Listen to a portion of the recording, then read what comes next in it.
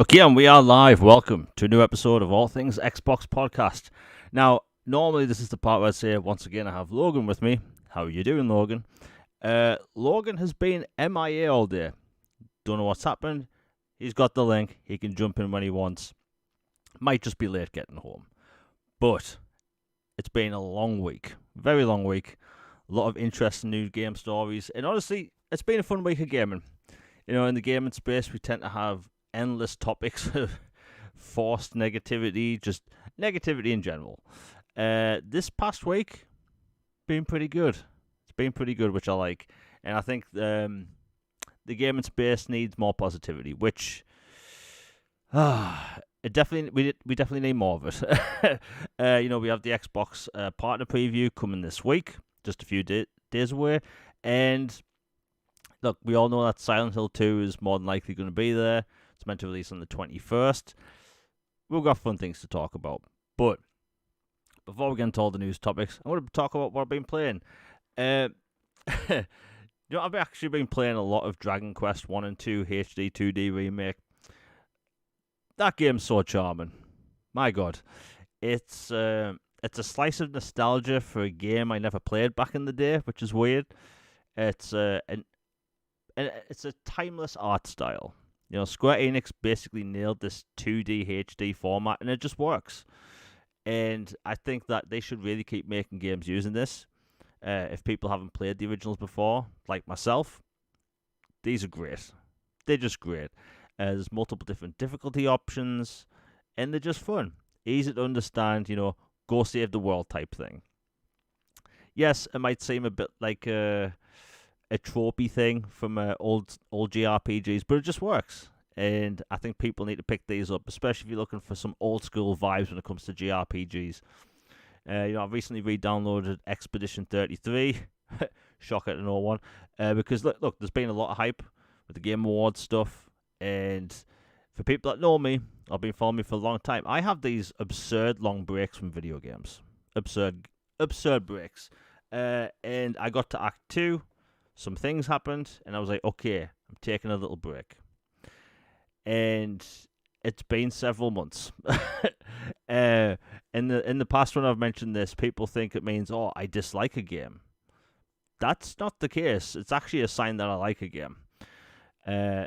Look, it took me like 2 years to go through The Witcher 3. And I talk that game up and down all day. I love that game. So Expedition 33... Man, the soundtrack alone, you can fire up that game and just put on the start screen and just listen to it. And I think that, the excellent start screen is a lost art. Mass Effect 1, 2, Gears of War, Assassin's Creed 2, Halo 3, that type of thing. Just timeless music. I have actually been playing a lot of Arc Raiders. I understand, like, multiplayer kind of bores a lot of people, but from my perspective, I play games for single player. I like stories, I like engaging stories, characters, and also fun gameplay. And I've been excited for this game for so long because, look, if you're a console gamer, the extraction space, there's basically been nothing on console worth playing. And now we finally have something. It's a big game. And as a solo player, mainly, it's just so much fun. After watching endless hours of Escape from Tarkov during the pandemic, I'm loving it. It's such a fun experience. Interacting with other players. And I think it's kind of one of the lost things lost over the past few years when it comes to multiplayer. If you go back to 2007, in between 2007 and 10, everyone was there for the Xbox Live Party chat, right? You were talking to randoms all the time, having a laugh, obviously getting to some heated arguments. We've all seen the clips of, the old audio clips of Xbox Live chat. Modern Warfare 2 lobbies weren't for the faint-hearted, let me tell you. Ouch. But my God, just thinking back to the language you used to hear in the Modern Warfare 2 lobbies was terrible. But Arc Raiders. Arc Raiders is a slice of what 2009 video games felt like. Because you're interacting with other randoms. But now I feel like when people play multiplayer games, they're in a chat with like a friend they know or people they know online. You don't really talk to randoms, and with this game, it encourages you to talk to randoms, which I think is really cool. And bear in mind, look, this might sound bad, might sound antisocial, but it is what it is. When I play a video game, I want to sit in silence. I want to experience a really good story, some interesting characters, great music, great gameplay. But Arc Raiders just takes me back to 2009, Modern Warfare 2, having a laugh. And yeah, you will be betrayed at some point. But like today, before I was setting up the podcast, I literally thought, right, I've got 30 minutes spare. What can I do? And I just did 3 extractions with random people, and I was talking to them. And that is something that we just don't have anymore. And you see all these clips online. You see Arc Raiders being the hot thing at the minute because people really love this game. And I think that's one of the reasons why people like it. People are connecting with other players in a way that we haven't had in a long time. If you play MMOs, things like World of Warcraft, Final Fantasy XIV, Elder Scrolls Online, there's a chance that you talk to randoms all the time playing games. But I feel like now people don't do that as much. And the game encourages you to do that, which I absolutely love. And I say that as someone that I just want to play games by myself. And yeah, it's fun. The gameplay, super smooth. Third-person combat is excellent. And the soundtrack is good. The audio design alone is superb. You fire a weapon inside a big open space, such as like a hallway or a building, a warehouse, and it echoes like how it would in real life. Your footsteps echo. So like it has some of the best audio design I've heard in a very long time. It's so good. And the reason why I keep talking about Arc Raiders because, like, look, I'm aware that most people follow me for the single player stuff, but if you've been wanting something different, and if you're like me and you don't have that multiplayer game or that game you can play on a regular basis for maybe 15, 30 minutes, an hour every day before you play in other games, maybe try this. The point of entry for the price is great. I think in the UK it costs £30.99. I think in the US it might be $40. I'm not entirely sure. And I think the content you get there is perfectly fair. You can play it for 15 minutes at a time, 30 minutes, have a good raid, leave, extract with some goods, talk to some randoms, and it's fun. It's fun. And I'm actually surprised saying this myself because I don't normally like multiplayer games. And I haven't in a very long time. I was big into multiplayer back with Modern Warfare 2, that type of thing. But yeah, it's a fun game. Before we continue with the topic, we have the first super chat of the day by Nick, the horror game fan, for the $4.99. Thank you very much. He says Final Fantasy Tactics and Dragon Quest 1 and 2 are fantastic. They are. I have actually been playing Final Fantasy Tactics. I like tactical games. I used to play a lot of XCOM. But let me tell you, just because you like something doesn't mean you're good at it. And that is basically me. I love tactical games. I think they're fun. I like the strategy element of it. That doesn't mean I'm good at them. I am terrible. Like, the reason why you don't see much XCOM gameplay in any of my videos, I'm just bad. Bad tactically, bad in general. But man, what a good game. And Final Fantasy Tactics, for people who never played the original, because I played the Game Boy Advance version, it has voice acting now. And the voice acting is so good.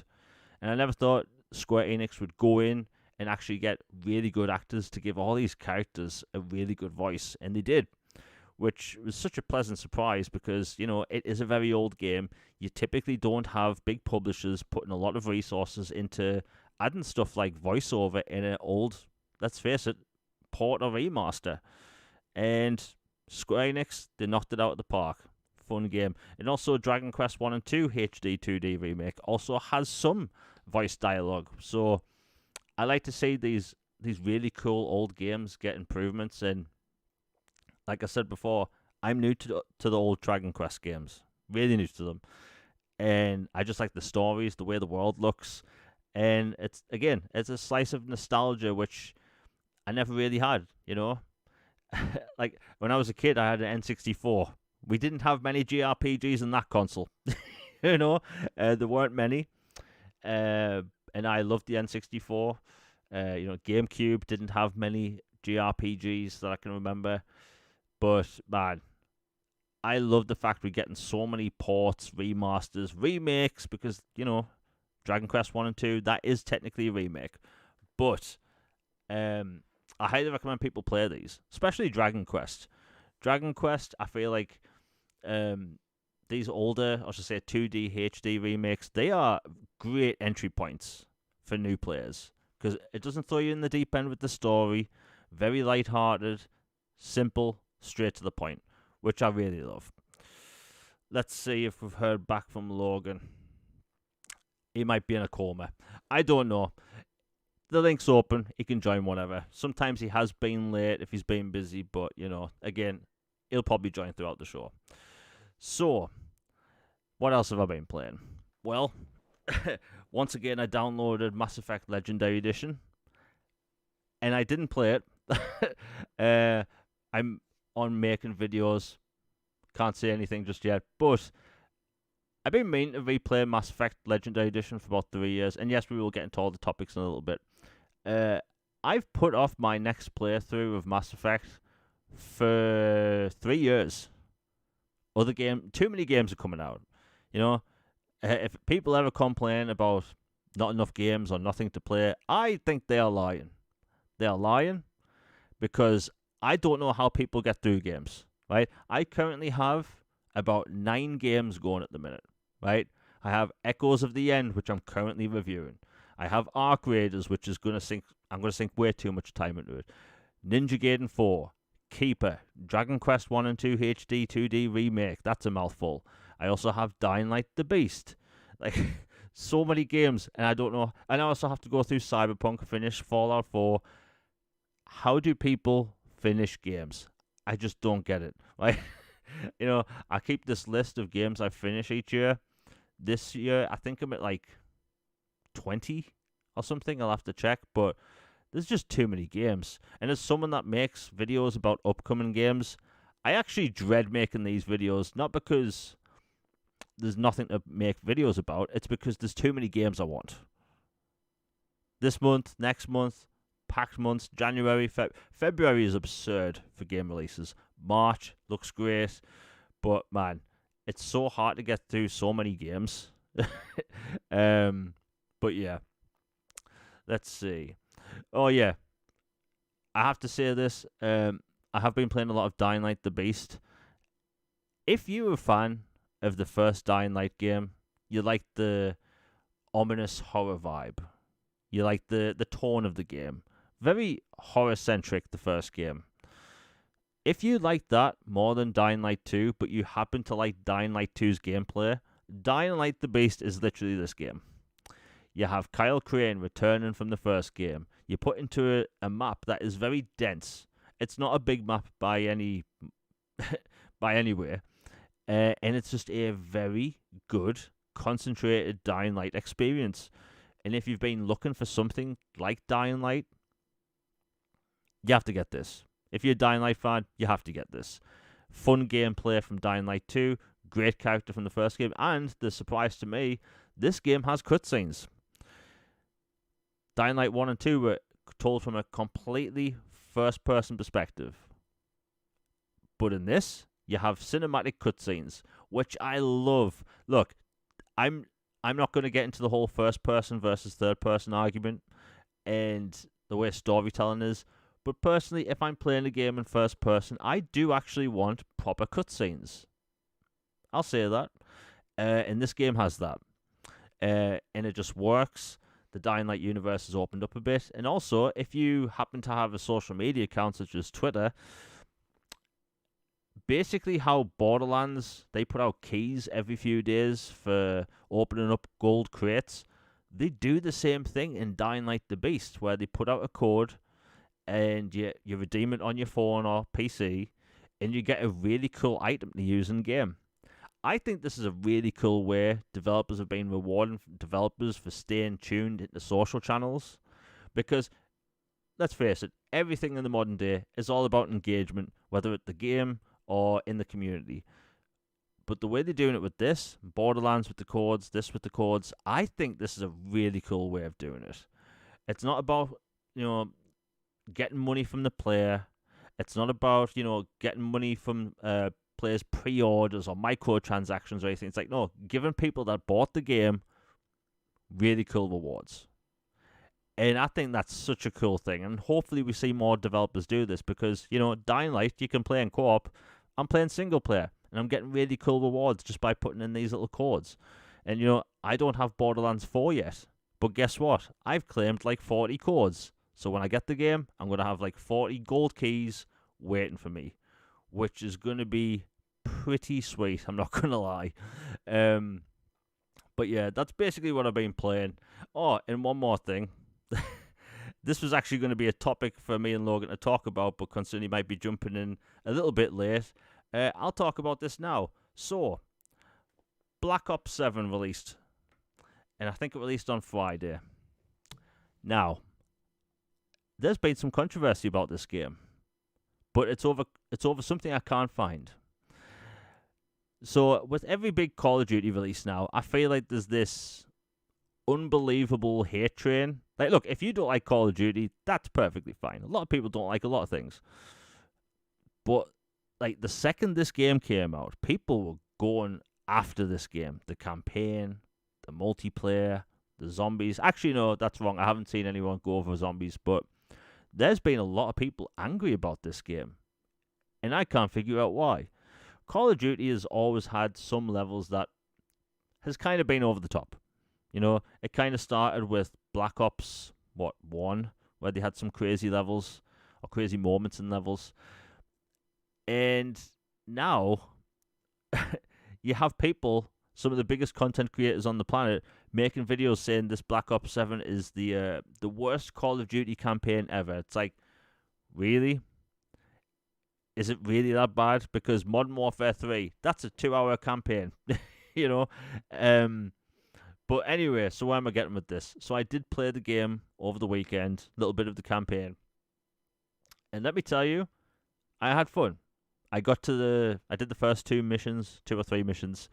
I liked the idea with, Oh, and by the way, there's been a lot of confusion about the campaign online, about it being solo or co-op. It's advertised as a co-op campaign. It's called a co-op campaign on the main menu, which has thrown a lot of people for a loop. However, if you're like me and you want to have your first playthrough solo, all you literally have to do is go to co-op campaign. You shouldn't have called the mode that, by the way. And you literally toggle fill squad off. So I did that, and I've been playing by myself. So I don't understand all of the people losing their mind over this, about having to be forced to play with other players. It's like, I'm just playing by myself. And it's just literally, when you're on the main screen, I think you hit the left trigger. But, hey, it is what it is. So anyway, I made a post about the fact that I accidentally found out that you can play through the entire Call of Duty Black Ops 7 campaign in third person. This wasn't advertised before the game came out.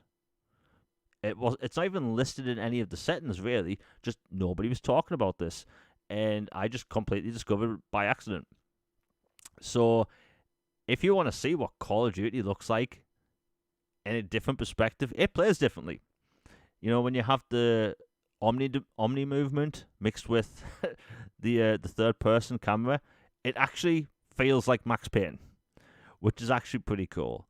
So, I'd say, and this is the way I'm going to do it, play through the entire campaign in first person, and then go through it again in third. Because it's such a different feeling experience. Because Call of Duty gunplay has always been tight. The aiming, the handling, adjusting the recoil, all that stuff. You've always been able to deal with it in a first-person perspective, and you can really see targets up close. That's not the case when you play in third person, which I think is really cool. So yeah, just a different thing out there for people to check, because, again, Activision have not talked about the third-person campaign stuff. And if you want to play the campaign in third person, just hit start. There's an option right there. It's like hidden in plain sight and people haven't noticed it, which is kind of funny. Especially with all the talk that has been recently in the gaming space about third and first person, people have been wanting a third person mode for Cyberpunk 2077 for years. However, if you've seen what modders have done with their camera in that game, the character doesn't move like a human. So basically, that's why they haven't done that. They'd have to redirect every cutscene in the game, they basically have to remake every cutscene in that entire game, every dialogue segment. And then you have Avatar, which that's getting a third person mode next month, but half of the game is already in third person. And let me tell you, as an Avatar Frontiers of Pandora fan, a lot of people are in for a treat. That game should have launched in third person anyway, just because, you get to design your own character, you have really unique armor and stuff, and weapons. But hey, it is what it is. I just think it's cool people are going to experience Avatar in a completely new way. And also, Ubisoft is marketing the game now. Who would have thought? But yeah, Call of Duty Black Ops 7, you can play the campaign in third person, and yes, you can play solo. Too many people are jumping on the hate bandwagon. And do you know why I think people are doing this? I think it's because Battlefield exists, right? Battlefield 6, they've came out with a really good game this year. Really good game.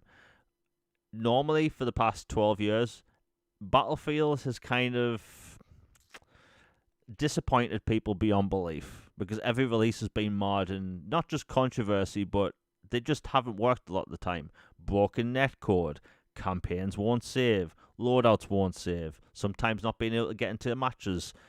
Basically, every Battlefield that's happened over the past 12 years has had some problem. This year, they've came out with a good game. People love the multiplayer, people dig the campaign, and people like the Battle Royale. And I think it's because there's a different first-person shooter now, so people are just hating on Call of Duty more than they normally would.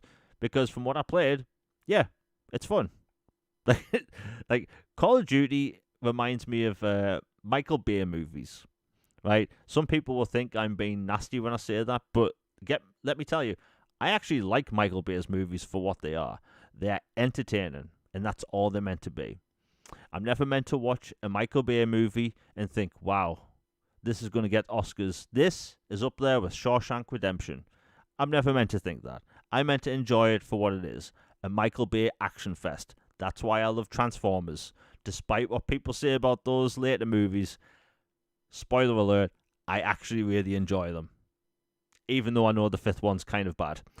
My point is, Call of Duty, you know what you're getting into with those campaigns. It's over-the-top, action, good combat. And that's what you get with this game. But hey, I should have finished the campaign by next week, and I'll talk about it then. But until then, people are just hating on this game way too much. They improved Warzone.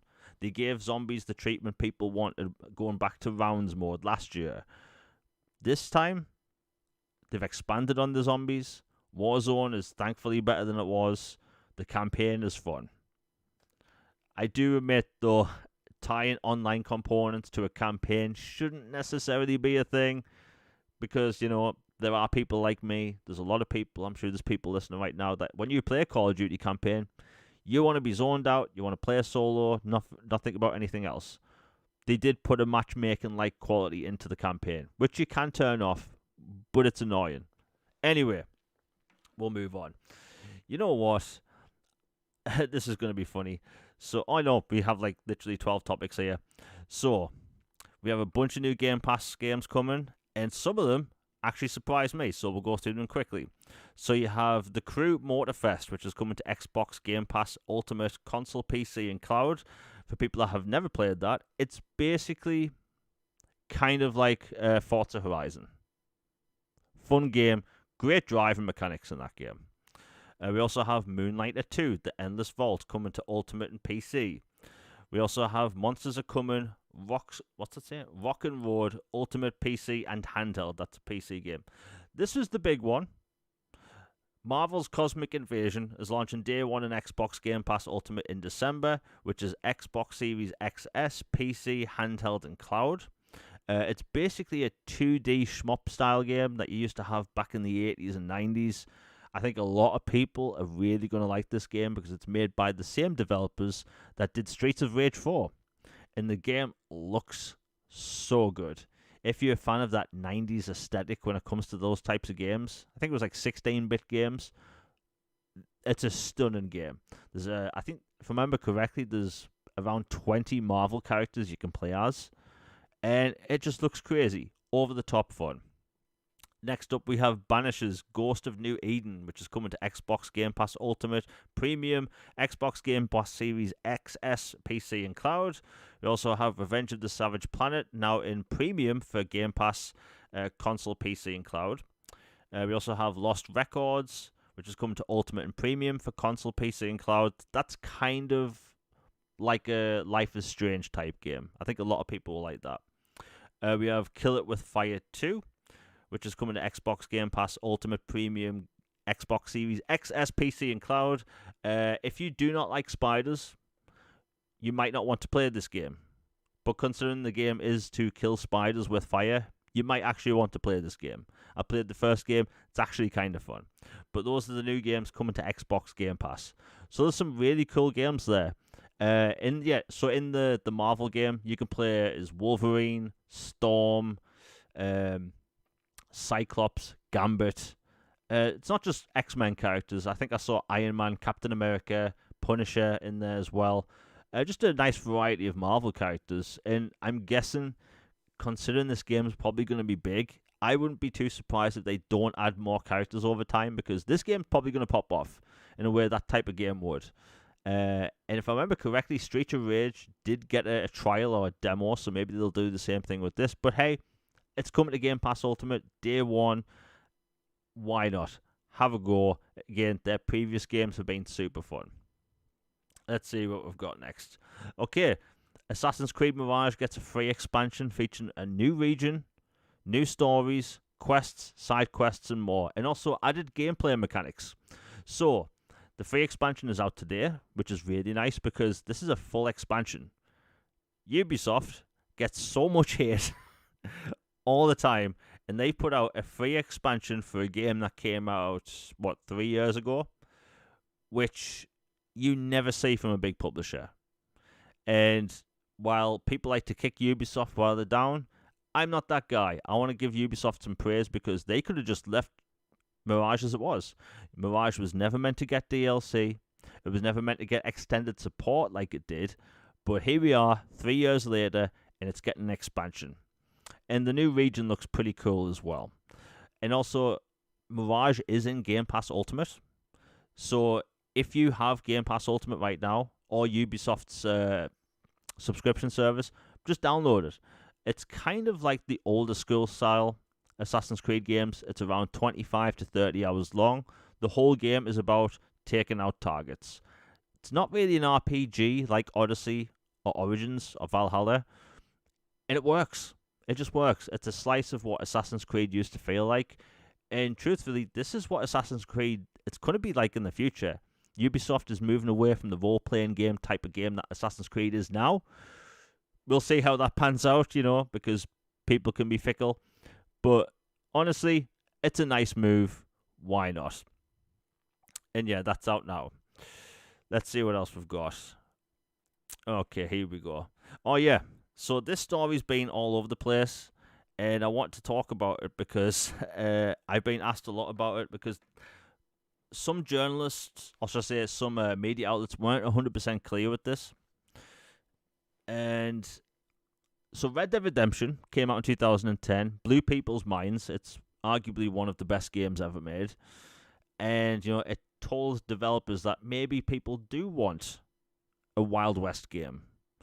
And, came out, had a huge success, never got a PC release for some reason. And that was that. Had a single-player expansion called Undead Nightmare. It had some multiplayer support for a while. In fact, the multiplayer servers are still up, if I remember correctly. Anyway, you skip forward about 13 years. It finally gets a new version, but this version comes to PlayStation 4, Nintendo Switch, and also PC. PC players finally got this game. And these weren't next-gen versions, even though we all had next-gen consoles. But the thing is, this version didn't come to Xbox. It made a lot of people angry, and people didn't understand why. Now, the reason it didn't come to Xbox is because Rockstar basically prints money every second, and they, from what I know, they kind of still squeamish when it comes to spending money on stuff. So that's why we've had some low effort ports in the past. But even though the version that came out 2 years ago was actually really good, it still wasn't on Xbox. So the only way to play through Xbox is via the BC version on new consoles. And it is 4K, so it has the free upgrades and also has HDR, if I remember correctly. So basically, you had the 360 version. Anyway, Rockstar, last week, they come out with a brand new announcement saying, hey, it's coming to PlayStation 5, it's coming to Switch 2. I assume there's a new version for PC, but also it's coming to Xbox. Really cool, right? But that isn't the thing that surprised me. The thing that surprised me is that if you own the PlayStation version, the PlayStation 4 version, you get this for free. If you own the Switch version, you get this for free. If you own the Xbox 360 version of the game, you get this new version for free. I was actually shocked. Yeah, so Red Dead Redemption, the port that came out 2 years ago, didn't come to Xbox because it was BC. They didn't have to put the effort in. But now, that's not the case. I assume that they are going to remove the 360 version from the store. Rockstar has kind of done some things like that in the past. I think they're going to do that. But hey, this is, I think if I remember correctly, one of two instances when an Xbox 360 game, or I should say owners of an Xbox 360 game, got a next-gen version for free. Which is absolutely crazy. Because every time I talk about Rockstar, how they should put out some free upgrades for their games, I always get a bunch of replies saying, no, Jamie, they're going to make people pay for it. Well, look at this. Wonderful.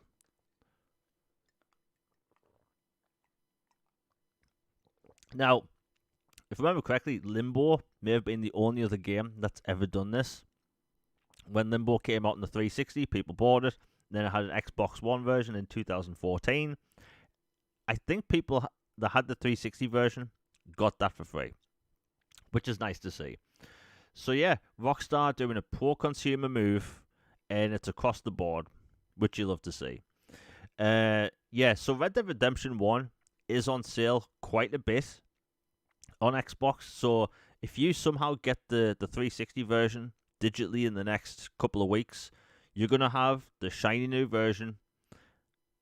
If I remember correctly, it's December 2nd. It's going to have 4K, 60 frames per second, HDR. And I think they did say something about better textures. Although, that game looks good regardless. Hell of a game. I just like the fact that Rockstar, they actually bringing the game to Xbox. Because look, I've played the 360 version many times.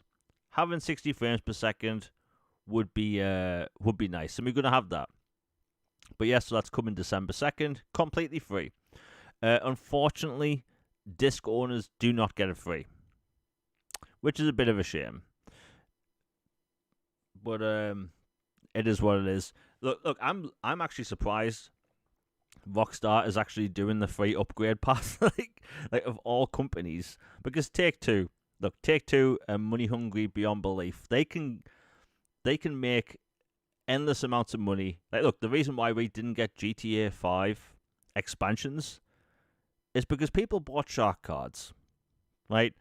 People were buying shark cards. Rockstar and Take-Two were printing money beyond belief for the past decade, and we didn't get single-player stories. We got multiplayer stories, which, to me, wasn't that good. But, hey, if they're doing this for Red Dead Redemption, we might see it for Grand Theft Auto 4. So that is a good sign. And maybe we will get actual, free upgrades for that as well. Rockstar making a good move in 2025. Who would have thought? And also, They need people to buy some more games, considering GTA 6 has been put back, several months beyond its original release date. It is what it is, but hey, cool move by Take-Two and Rockstar. Let's see what else we have now. Okay, this is going to be a heated one, and I wish Logan was here. And if he doesn't make it by the end of the show, we'll talk about it again next week. So the Game Awards. A lot of people have been arguing back and forth today about the Game Awards, about why games should be nominated, which games should be nominated, and people are just arguing all the time. And I just don't get it. It's one award show. Just one. And people act like it's the be-all and end-all. Like, if something wins Game of the Year at the Game Awards, that means it's the definitive Game Awards. And I've kind of always hated that. Jeff Keighley, he puts on a great show. It gives the gaming industry a more legitimate look. Because even though games make more money than movies, TV combined, it's still not taken seriously in a lot of aspects. Yeah, Logan was delayed to 2026. A lot of people still don't take video games seriously. And Jeff Keighley's award show really does. If you saw what the Game Awards was like back when it was on some American TV channel called Spike, I think it was, way different show. Different kind of show. But it has changed since then. And it's a respectable show. However, people today found out the nominees and have went wild. All over just one award show. There's lots of companies that put on a show. Like the BAFTA Game Awards is my favorite one. It's a black tie event. You have comedians that actually play video games and actually joke about the industry, and they know what they're talking about. It's a really good show. It's on every April, if I can remember. And they go over all the games that, came out the previous year because the people have had time to play it. But the Game Awards, some people don't like it, and I understand why. But anyway, we're going to go over some nominees here because some don't make sense and some seem really out of place.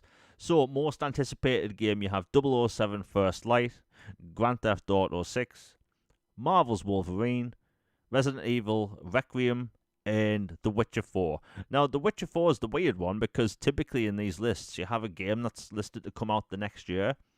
The Witcher 4 doesn't have a release date. So, is that coming out next year? You have Content Creator of the Year. You have Best Esports Game. By the way, anyone in chat right now, can you name to me Best Esports, let's say, coach, or Best Esports team? Because these just seem like weird categories. Does anyone want to tune into the Game Awards and see Best Esports Game? That I can understand, but Best Esports Athlete? I don't want to sound nasty. Maybe it's because I don't watch esports like that, but I haven't heard of any of these people. Anyway, so you also have, what's this? Best Multiplayer. You have Arc Raiders, Battlefield 6, Elden Ring Night Rain, Peak, Split Fiction. Now, considering how big Arc Raiders is,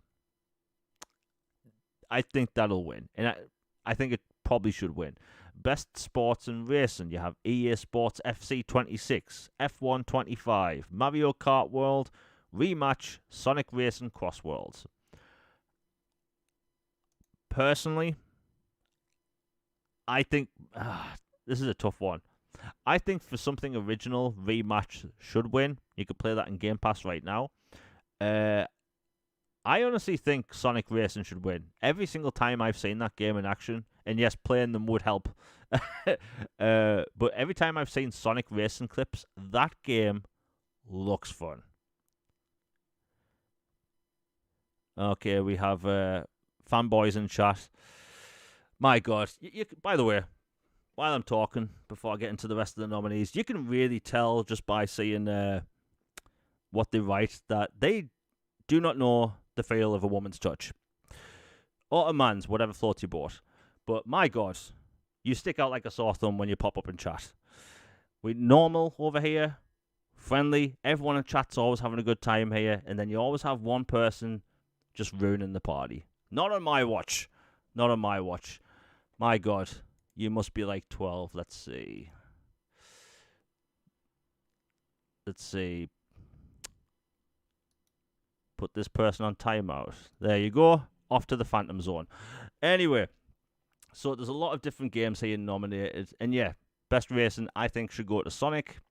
Next up, we have Best Sim and Strategy Game. You have The Alters, Final Fantasy Tactics, The Everlease Chronicles, Jurassic World Evolution 3, Sid Meier's Civilization 7, Tempest Rising, 2 Point Museum. Now, considering it's a new game, I think The Alters should win that. And I think it probably will win. Next up, we have Best Family Game. Donkey Kong Bonanza, Lego Party, Lego Voyages, Mario Kart World, Sonic Racing Cross Worlds, Split Fiction. I think we can all agree Split Fiction should win that. Like, it really should. It's either going to be that or Mario Kart. That's a hard one. That's a very hard one because you also have Lego Party in there. For people that don't know, Lego Party it's essentially Mario Party, but it's on everything.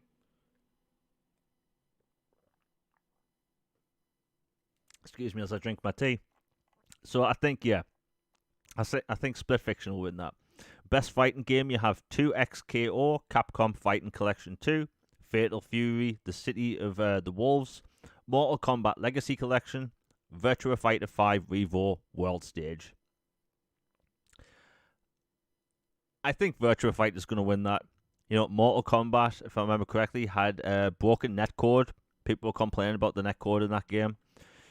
Next up we have, let me see. Okay, here we go. Next up we have Best RPG. We have Monster Hunter Wilds, The Outer Worlds 2, Kingdom Come Deliverance 2, Claire Obscure, Expedition 33, and Avowed. Now, it was actually nice to see Avowed on this list because if you're me and you post on social media or YouTube, let's just say people have been pretty negative about that game. Which is kind of a shame to see. Because, you know, Obsidian, they put out interesting stories with really cool gameplay. And, yeah, I have seen a lot of people ask this. Is Monster Hunter Wilds an RPG? I think the term RPG is kind of all over the place these days. But I think a lot of people would consider Monster Hunter an RPG. But, hey, it was just nice to see Avowed in there. Yeah, I 100% think that Claire Obscure is going to win that one. Maybe Kingdom Come Deliverance 2, because when Kingdom Come Deliverance 2 came out, that popped off.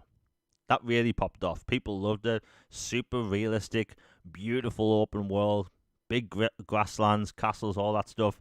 And also, I think we have Logan here. I hear someone talking. Nope. Okay, I'm having echo in my ear. But yeah, when Kingdom Come Deliverance 2 came out, you have to remember that we don't have realistic I was going to say realistic fantasy games, but we don't have realistic historical RPGs like this. But Kingdom Come Deliverance 2 is that. And the first game, the combat is absolutely brutal because it has quote-unquote realistic sword combat. You know, the swords have weight. It doesn't play like a regular game, if that makes sense. But yeah, I think it's a toss-up. Like, look, I loved Avowed. I think it was a really fun game. However, considering how much I'm enjoying The Outer Worlds 2 so far, I think I might actually like that over Avowed. But you look at Claire Obscure and how that took the world by storm. You look at Kingdom Come Deliverance 2 and just the impressions people had of that game out of the gate. It's going to be one of those two games. I'd be absolutely shocked if that's not the case. Next up, we have Best Action Adventure Game. We have Split Fiction, Hollow Knight Silksong, Indiana Jones and the Great Circle, Ghost of Yotai, Death Stranding 2, On the Beach. Now, I'm biased because this was my game of the year last year. Indiana Jones and the Great Circle. That game, to me, is one of the 5 or 6, I can't remember, 10 out of 10 games I've ever given. That game encapsulated what Indiana Jones is and what Indiana Jones should be. They changed how first-person adventures should work. They changed how adventures should work. You know, it had immersive sim style elements. There was physics based elements. It made you feel like Indiana Jones, and the puzzles were really good. You know, sometimes it's annoying when you're playing a game and there's a puzzle and it's so obscure, it's so over the top, you have to look online for a strategy guide. I never had that with Indiana Jones. Everything was so easy to work out, and it's not that the puzzles were easy, it's just it made you feel smart by making you feel like Indiana Jones, which I really liked. And also Troy Baker. I don't know if he won any awards last year for this at any show, but my God, he has to win something for this. I know Brian Cox is probably going to win because of Expedition 33, but Troy Baker has to win something for this because I adore that game. He was perfect. If they ever make an animated movie of Indiana Jones, they really need to get him to do it. They really do. Now, which game do I think will win? I think what will win is Death Stranding 2. Even though I want Indiana Jones to win, I think Death Stranding 2 is going to win because, look, people joke about Kojima and Jeff Keighley being all besties. We will see. We will see what happens, but it wouldn't surprise me. And honestly, look, I loved the first Death Stranding. Clearly, I talk about it a lot. Every time it's on sale, I tell people to buy it. A lot of footage I use in the background of podcasts are from the first game. I clearly like it. And the second the sequel comes out on Xbox, I'll buy it. But I would never really tell people that's an action adventure game. It's hard to explain what Death Stranding is because it's a bunch of different genres mixed together. But I would never call it a stealth game. I would never call it a third-person shooter, even though it has those elements. But I would definitely not call it an action-adventure game. That's just me. Maybe I'm nitpicking. But yeah. Next up, we have Best Action Game. We have Battlefield 6, Doom the Dark Ages, Hades 2, Ninja Gaiden 4, and Shinobi Art of Vengeance. That's another tough one. See, for me, Doom the Dark Ages has been incredible. Really good. But I can honestly see how people would give it a Ninja Gaiden 4 because I've only played the first few levels of Ninja Gaiden 4 so far, but that game's combat is absolutely nuts. The action is so well done. Like, I've never really been the biggest fan of Platinum Games' combat. However, in this, I really like the combat in Ninja Gaiden 4. But that said, Doom the Dark Ages, you are playing as you're playing as the Doom guy, the Doom Slayer, in a futuristic medieval sci-fi epic where you literally are playing as the Doom guy and you have a shield that's also a chainsaw. You see what I mean? Like, how do you get better than a chainsaw shield? Because the combat in Doom the Dark Ages is excellent. Right, they absolutely nailed it. They didn't put any multiplayer mode in this because it didn't need to. And let's be honest, nobody plays Doom Eternal's multiplayer.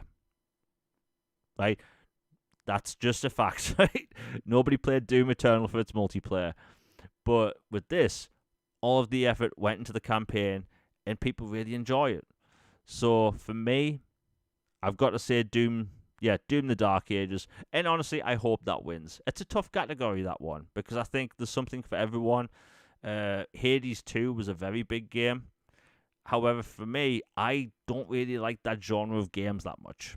So, again, that one's going to be all over the place, but we'll see. Let's see what's next. There's a lot of categories here, by the way. Next up, we have Best VR and AR Game. I'll quickly go over these because I know some people do actually use VR.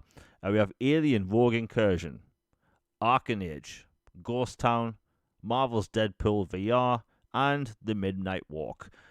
I think Alien Rogue Incursion is going to win that because a lot of people have liked this. You can actually buy the regular version on Xbox right now. If I remember correctly, it's $24.99. And it's going to be a part, like a 3-part game. So part 1's out now. The sequel's going to come out next year, I think.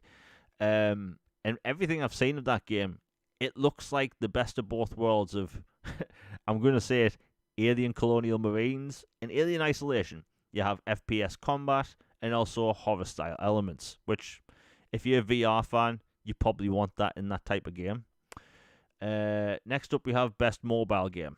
I don't really have anything to say on this because it's Destiny Rising, Persona 5 The Phantom X, Sonic Rumble. I can't even pronounce this game's name. It's called Umamasame, Pretty Derby, and then we have Wuthering Waves. I have no idea about these games, so I'm going to just go straight past them. Although, people have been talking about Destiny Rising a lot in my feed. Next up, we have Best Debut Indie Game. This is going to be one of the toughest ones of the night because you have Blueprints, which surprised a lot of people. And it's a very obscure type of game, but people liked it. You have Claire Obscure Expedition 33, which took the world by storm. People love it. I love it. Great acting, great visuals, and it falls in the category of indie/AA. You have Desperate. I don't know what that is. You have Dispatch.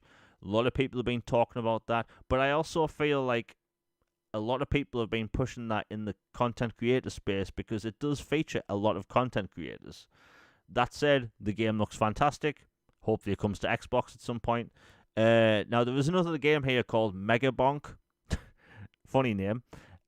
The developer today pulled themselves away from the Game Awards because apparently that isn't their first game, so they shouldn't be included. I respect that. I really respect the developer for doing that because that game, it got a lot of sales really quick on Steam, got really popular, and yeah, they might have actually won that because the smaller game of this category kind of does win a lot.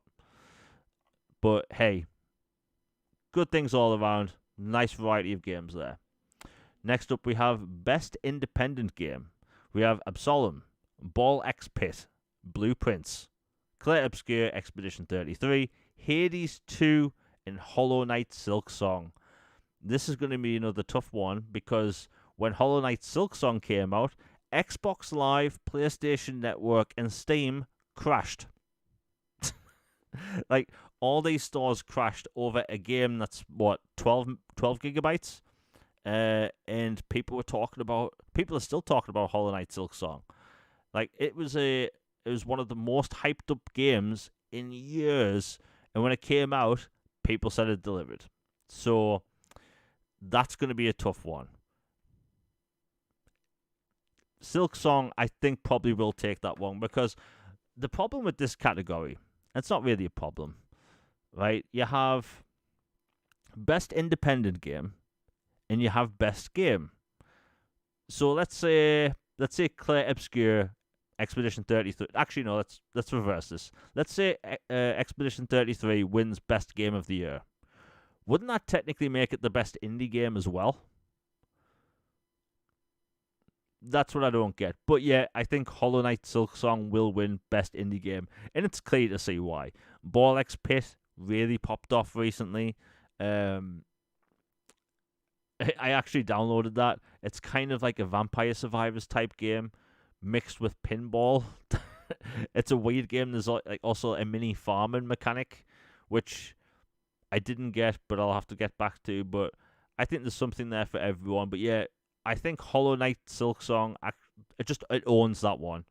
Next up, you have Best Community Support. Baldur's Gate 3, Final Fantasy 14, Fortnite, Helldivers 2, and No Man's Sky. That is another tough one. Now, Baldur's Gate 3 has been getting steady updates since the game came out. Final Fantasy 14 has had a bunch of expansions over the years, and it looks like that's going to continue to get support for a long time. Fortnite is Fortnite, and Fortnite's always going to get content. You have Helldivers 2. That popped off last year, and a lot of people bought it when it came to Xbox this year. I think it's actually going to be a toss-up between Helldivers 2 and No Man's Sky. Because No Man's Sky, when that came out in 2016, 2015, whatever,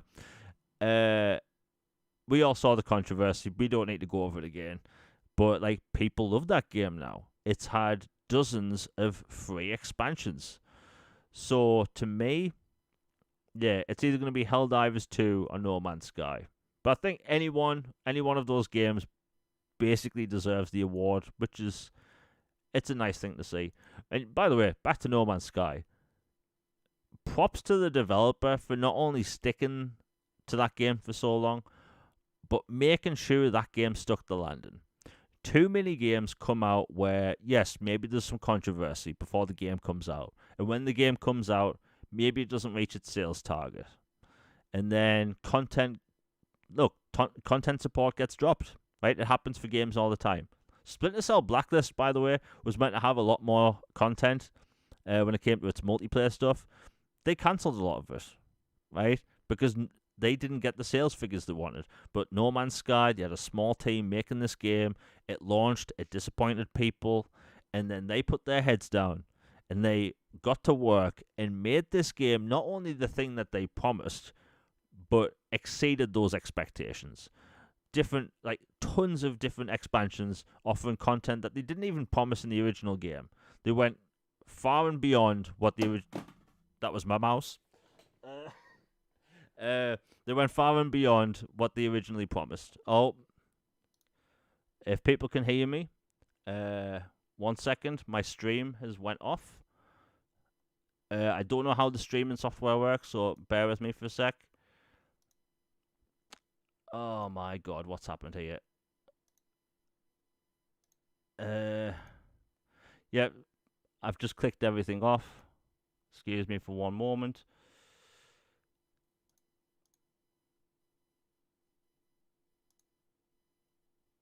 Okay, I don't know how I do this. My stream has went off, and I don't know how to actually jump back into streaming. Bear with me for one moment. Oh my god, why does this happen to me? Go live. Yeah, I've never accidentally clicked off a stream before, so bear with me. Okay, here we go. Wow, that was an absolute mess. Okay, if people can hear me in chat, please let me know. I actually clicked off the Chrome tab I had open, and everything got messed up. So I apologize for that. But yeah, I think any category is basically going to win that. Any game. Let's see, oh my god, I'm all over the place. But yeah, long story short, No Man's Sky knocked it out of the park. Let's see what we've got next. And yet we still have a bunch of awards, a bunch of topics to go through. Let's see. My god, I'm all over the place. Let's see here. Okay, best community support. We've went over that. Yeah, apologize for the audio. Okay, right, so you were fine. So anyway, next one. Games for Impact. We have Consume Me, Despelate, Lost Records, Bloom and Rage, South of Midnight, and Wonder Stop. Now, I can only speak for South of Midnight. Beautiful game, great gameplay, and also a very unique story. You know, in the UK, we don't really know a lot about the Deep South in the US, so for me, it was like something new and refreshing. I loved the music, I loved the art style, so for me, that should win. Next up, we have Innovation Accessibility, Assassin's Creed Shadows, Atomfall, Doom the Dark Ages, EA Sports FC 26, South of Midnight. I mean, any of those could win. I've seen the accessibility options for a bunch of those games. So for me, I'm going to have to go with Doom. Doom had a lot of options there, which I really liked. Next up, Best Performance. This is going to be a tough one because you have you have Ben Starr, you have Charlie Cox, Erika Ishii, Jennifer English, Kanatsu Kato, and Troy Baker. I'm going with Troy Baker or Ben Starr. Or Charlie Cox. That's a tough one. Best Audio Design. Now, this one surprised me. You have Battlefield 6, Expedition 33, Death Stranding 2, Ghost of War, and Silent Hill F. I'm surprised Arc Raiders isn't in there because Arc Raiders has superb audio design. But out of the ones there, I would have to go with Battlefield 6. When I played that game, the audio is incredible. Best Score and Music. We have Hollow Knight Silksong, Hades 2, Expedition 33, Ghost of Yotai, Death Stranding 2. Expedition 33 wins that hard. I can't see how any I can't see how any game wins best soundtrack this year that isn't Expedition 33. Like, how do you go up against Expedition 33? I just don't get it. Let's see. My God, everything's just crashing tonight. Okay, here we go. But yeah, Expedition 33 is going to win that. Okay, best art direction: Expedition 33, Death Stranding 2, Ghost of Yotei, Hades 2, Hollow Knight. See, best art direction is a weird one because are we going off graphics or art style? Because, like, Death Stranding 2 looks amazing. It's borderline photorealistic. So should it win best art style over Expedition 33? But then again, the hand-drawn nature of Hades 2 and Silksong, maybe one of those should win? I don't know. That's a tough one. Best narrative: Expedition 33, Death Stranding 2, Ghost of Yotei, Kingdom Come Deliverance 2, Silent Hill F. I have to go Expedition 33. I think Expedition 33 is going to clear house, really. That's going to be a big game. And by the way, if you're enjoying the show live, we still have a bunch of topics to go over. If you're enjoying it, please share it out. Hit like. The likes do actually help with the algorithm and all that stuff. And also, super chats are appreciated, and it goes back into the channel. Anyway, so best adaptation, we have the Minecraft movie, Devil May Cry, The Last of Us Season 2, Splinter Cell, and Until Dawn. Now, I can only speak to one of these, and that is the Minecraft movie. Now, normally on Twitter, I talk about which movies I've seen that night. I watched the Minecraft movie. And I don't think I posted about it. I actually enjoyed it. So I haven't seen the other ones, and I want to get the Splinter Cell next. But for me, it's the Minecraft movie. That was a fun movie. Best game direction: Expedition 33, Death Stranding 2, Ghost of Yotei, Hades 2, Split Fiction. I've got to go with Expedition 33 again. That is such a... That game's going to clear house. It's ridiculous. Game of the year. The hot topic of the day. We have Claire Obscure Expedition 33, Death Stranding 2 on the Beach, Donkey Kong Bonanza, Hades 2, Hollow Knight Silksong, and Kingdom Come Deliverance 2. It's a tough category. Honestly, I think it's either going to be Expedition 33 or Silksong. Personally, I really want Expedition 33 to win because that game really surprised people, right? And for people that don't ever believe me, if you ever get bored, maybe on the bus or something, go on Twitter and just, if you can find them, my old posts talking about Expedition 33 before it came out, all of the replies were the same. I don't like AA games because of low quality. I don't like turn-based combat. And what happened? The game came out. It had absurdly high scores from everywhere. And then people played it. And then they found out it was in Game Pass. And then they actually gave it a chance. And oh, what do you know? It's spectacular. Right? It is such a great game. So you have this game that's a AA game with turn-based combat. Two things which would put a lot of people off. And it knocked it out of the park. I don't like to say I told you so. I hate to be that guy. I really do. But I'm going to say I told you so. I tried to tell people this is going to be a good game. Look, and I've talked about this before with Logan, whether he turns up or not. The AA space for video games is actually one of the most interesting ones in the entire industry because it's the section of games that gets the least coverage, right? If you're an indie game, and maybe you pop off with a lot of streamers and you have a lot of big names attached to it, there's a big chance that you're going to have IGN, GameSpot cover it. You're going to be nominated for Game of the Year at the Game Awards. Maybe an indie game made by one or two people. Or if you're these big budget AAA games, right, with endless resources for marketing, AA games get no mention at all, right? RoboCop, Rogue City.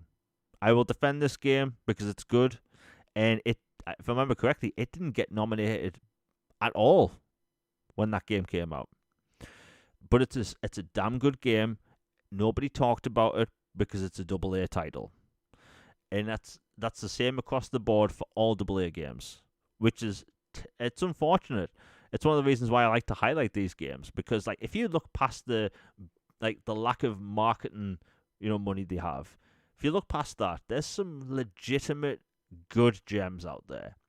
And myself and Logan have both talked about this as well. Do you know what games come out like that actually work day one, don't need massive day one patches, the same size of the games themselves?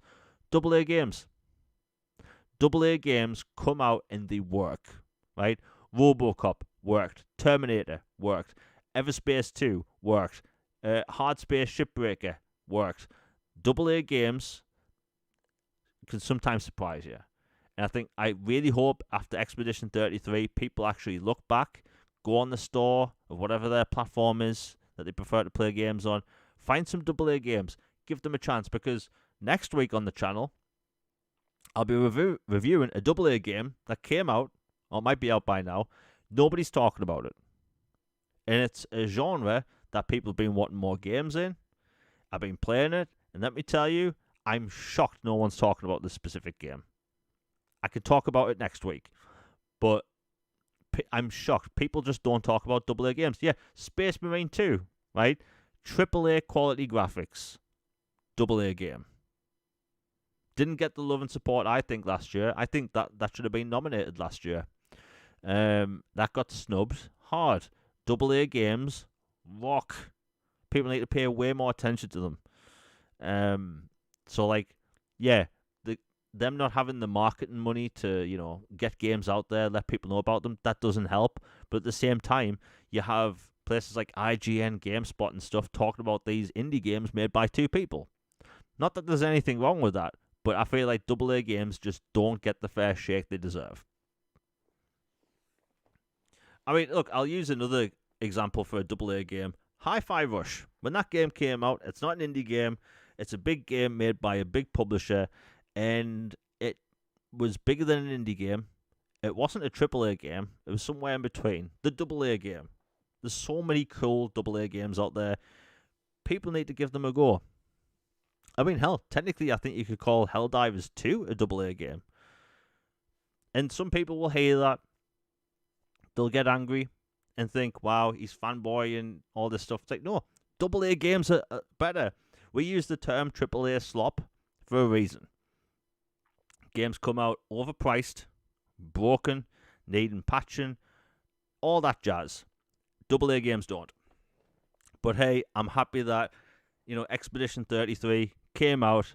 Now, I wouldn't describe Avowed as AA. Avowed's it is a AAA game. It just didn't get the love it needed, Unfortunately, like that game came out, people went nuts over I'm not going to go into it, but people lost their marbles about certain things in that game that didn't even matter.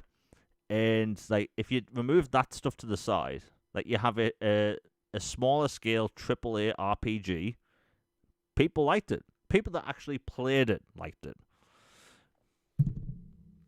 But yeah, I think that I keep having mishaps today when it comes to my tech. But yeah, I think that, Expedition 33 hopefully open people's eyes up, because there's so many good games out there that just don't get the love they deserve, which is unfortunate. Anyway, that's the Game Awards, and we all know that people are going to be watching for one thing: the trailers, right? People are going to be watching for the trailers, because, look, if you remove all the new game trailers from the Game Awards, let's be honest, how many people are watching the Game Awards? Like, I don't like watching award showcases because they can be slow, boring, sometimes pretentious, if not. But if you remove the game trailers, who's watching? But, that's a topic for another day. But yeah, the show's going to come early December, I think, and people are going to argue about stuff that doesn't matter. So where am I going with this? Well, since the last show, Steam announced new hardware. Completely surprised people.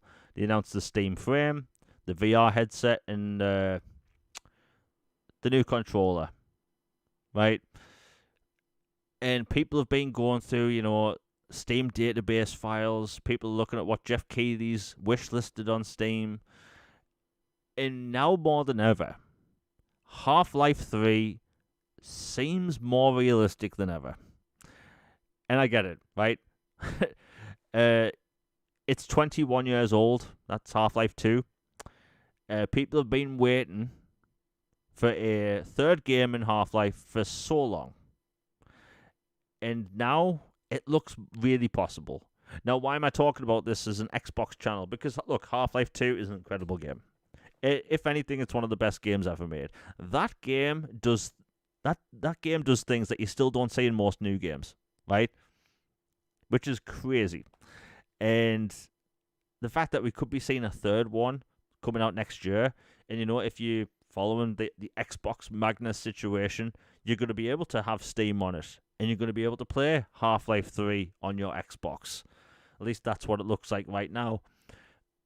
And seeing everything I've seen, and I don't like to go off, I don't talk about Half-Life 3 that much because it's kind of like the Sasquatch of gaming, right? It's just all made up, doesn't make sense, but a lot of people are hinting at that it's happening soon, right? Now, could it happen that, it gets to the Game Awards and nothing happens? Yes. It's happened more times than not, right? And the truth is, look, Half-Life 2, it's a special game. People have been waiting. There's people that were... When did Half-Life 2 come out? Oh, yeah, 21 years ago. So, yeah, I was at school when Half-Life... I was at school when Half-Life 2 came out, right? That's crazy. There's people that were at school and now have kids. There's probably people that have grandkids now that played Half-Life 2, right? That is, one, that's terrifying. But two, people have been waiting so long. People think the GTA 6 hype is ridiculous. Half-Life 3 dwarfs that because you're going to have hundreds of millions of people that eventually play the next GTA 6, right? But Half-Life, it was a game changer in the industry, right? It did so many different things. It was the quote-unquote new next-gen game. At least it felt that way from a gameplay standpoint. The way the story went, the way the expansions ended, the way the game ended. Everything about Half-Life 2 encapsulated about what gaming was pushing for the time. And now, if that game gets announced, let's say at the Game Awards, and it comes out in March, it's gonna win the Game of the Year, and people haven't seen a single frame of it, right? And if people haven't played Half-Life 2, my God, it is backwards compatible on Xbox, but it got delisted. So if you happen to have the disc, or if you bought it digitally back in the day, you can play it. By the way, if you happen to live in the UK, listen to this. Check CEX. Last time I was in, they had a stack of the orange box copies. An actual stack of copies. So it's worth checking because they must have printed a lot of copies of that game. And also you're getting things like Portal and, my God, what's the other game included? Team Fortress. So you have a few different games there which you can play. But yeah, Half-Life 2, it's at a gold standard. Some games still don't reach for first-person shooter story games, and you have this. It was an incredible experience. The way physics worked in the game, the way the gravity gun works, the way that different materials could actually break, interacting with the saw blade. You still don't have that in most new games, right?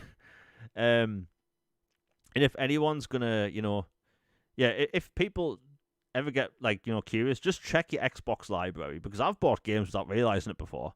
The orange box is arguably one of the biggest gems to own via BC because it's a collection of games. But Half-Life 2 set a gold standard that made people go crazy. Look, type Half-Life 3 into Twitter.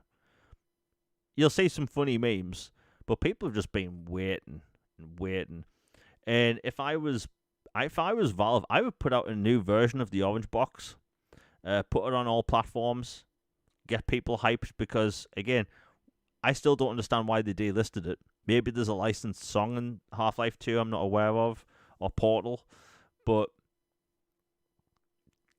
gamers should have access to Half-Life 1, Half-Life 2. They can put all this stuff together. Left 4 Dead, come out with a new collection. Look, people, I've been wanting a Left 4 Dead 3 for years. I've been wanting a Portal 3 for years. I think that, Valve, they would make a lot of money by putting these games on everything. Everything. And I think that if Rockstar is willing to put, Red Dead Redemption on a Switch, maybe Valve would look at putting these games back on console. At least I hope. But anyway, we'll move on. Just Half-Life. It's been the awkward elephant in the room for 21 years. And we finally might have a conclusion to the story. Unless, and this would be hilarious, if Valve comes out with Half-Life 3 and it ends on a teaser. That's the thing people haven't thought of either. There's been all this hype about Half-Life 3, about how it actually exists now, and people haven't really talked about, well, what if it just ends in another cliffhanger? Does that mean we're going to have to wait another 20 years? That is terrifying. But anyway, we'll move on. Final Fantasy VII Remake is coming to Xbox Series X and S in January. Awesome times. There's a demo coming out soon. I do think we might actually have the demo announced at the Xbox partner preview. But anyway, the developers talked about how the Xbox Series S was kind of difficult to develop for because of the RAM limitations. However, it's helped them optimize the game. Now, you will have people talk about how the Xbox Series S is the worst thing in gaming. The truth is, it's just a really good console that costs less than the Series X. Especially in the current climate, where people have less money than ever, I think a cheaper option is just a good idea in general. That's why people do whatever they want with PCs. But anyway, it looks like the Series S has helped them optimize the game further. And from what I've played from Square Enix's games over the past several years, their games are pretty well optimized. So yeah. So let's talk about the Xbox partner preview, because this is going to be a big showcase, and we tend to get 2 a year. They have came out and said that the Xbox partner preview is actually going to have every single title there is going to be a Play Anywhere title. Xbox has been pushing Play Anywhere pretty hard, which you'll love to see, because more and more people are getting these portable PC-style consoles, and the ROG Xbox Ally apparently has sold above expectations, which is cool to see. However, people want more Play Anywhere titles, and more third-party developers for big games are coming out with that feature, which you just love to see. However, let's see if I can find the post. Here it is. So yeah, where was it? Thursday, if I remember correctly. Oh, sorry. Yeah, Thursday, November 20th, 10 a.m. Pacific, 1 p.m. Eastern, and 6 p.m. UK. It should be a decent show, because they talked about how Tides of Annihilation is going to be there. That is a big game that most people don't know about. It's a single-player action-adventure game that's kind of taken the Knights of the Round Table and King Arthur story and twisting it. And a lot of people have seen this game in action and said, I don't want to play this because it's a Souls-like. I can tell you right now, it's definitely not a Souls-like. It has fast-paced combat, but it's not a Souls-like. We also going to get 007 First Light. Now, you have all this hype for Grand Theft Auto next year, but do you know what one of my most anticipated games is? It's the Bond game. That Bond game looks spectacular. In a world filled with open world bloat, we have this linear third-person shooter coming by IO Interactive, and it just happens to be a spy game that's also a James Bond game. Yes, colour me intrigued, because we don't get third-person shooters anymore that are linear. One, that's severely depressing, but also I miss that genre of video games. I really do. And that game looks fantastic. And if anyone's going to pull off a good Bond game in 2026, it's going to be IO Interactive. They're going to be showing off Remnant. So if people are not familiar with this game, it's kind of like Little Nightmares. Super creepy, kind of 2.5D. It's a 3D game, but you move along a 2D plane, kind of horror game. And like Little Nightmares can be a bit scary. Even though it's pulled out camera and stuff, but if people like that game, you're gonna like this. It looks like it's gonna be a really good show. But also in the past, there's been gameplay reveals at Xbox partner previews, such as Metal Gear Solid Delta had its gameplay reveal at a showcase like this. So we could be seeing some big titles here. There's big titles coming out in the next several months, which we still don't really know much about. Judas by Bioshock creator Ken Levine was originally scheduled for March this year, and it didn't get delayed officially, right? So that game's just up in the wind somewhere. We also have Bioshock 4, which is no relation to Ken Levine. That game's meant to be announced soon. Still, nothing's been shown off. And also games like, let's see, basically a lot of games. Oh, Alien Isolation 2. Alien Isolation 2 is coming. We don't know when, but the leak did specify it was going to be 2026. So there's a high possibility we could see games like that there. Yeah, Metal Gear Solid Master Collection Volume 2. The developers have confirmed that is actually in development. Thank God, because let me tell you, my PlayStation 3, it's not in good shape. It's not in good shape. It's very loud, and that is basically a Metal Gear Solid 4 box. It doesn't have much time left, right? My PlayStation 3 Slim, it's loud. It sounds like the helicarrier from the Avengers movies. It's that loud, but it should be a really good show. In the past, I remember correctly, it's actually been around 20 to 30 minutes, these showcases. It's just trailer after trailer after trailer, which is all you need, right? By the way, people complain about state of plays and stuff. I actually like Sony's state of plays because of pacing. Pacing can absolutely win or end something for me. If you just show trailer, lovely. I don't need to see developers talk about the game, because do you know why? We actually have developer diaries on YouTube for that reason. I don't need a game showcase with behind the scenes talk. Just show me trailers. That's all you need to do. Show me a 2-minute trailer and then bow out, and then I'll see the next trailer.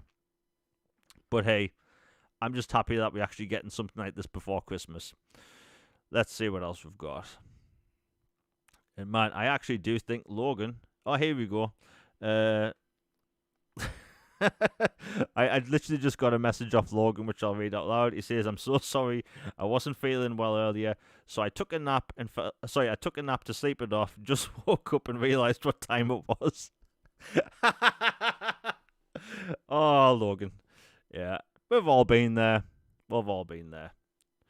I'll just see if he wants to pop in.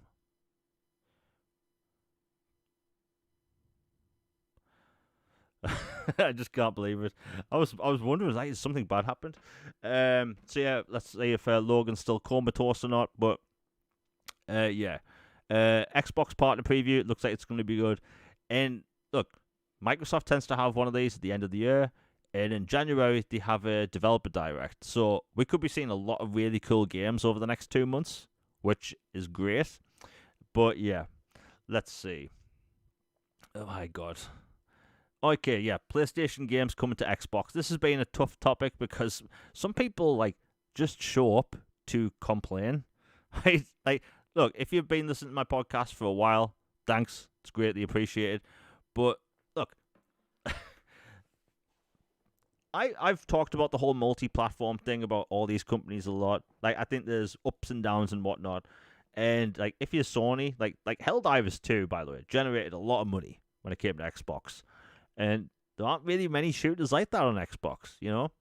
The closest thing I would actually say would be Mass Effect 3's multiplayer.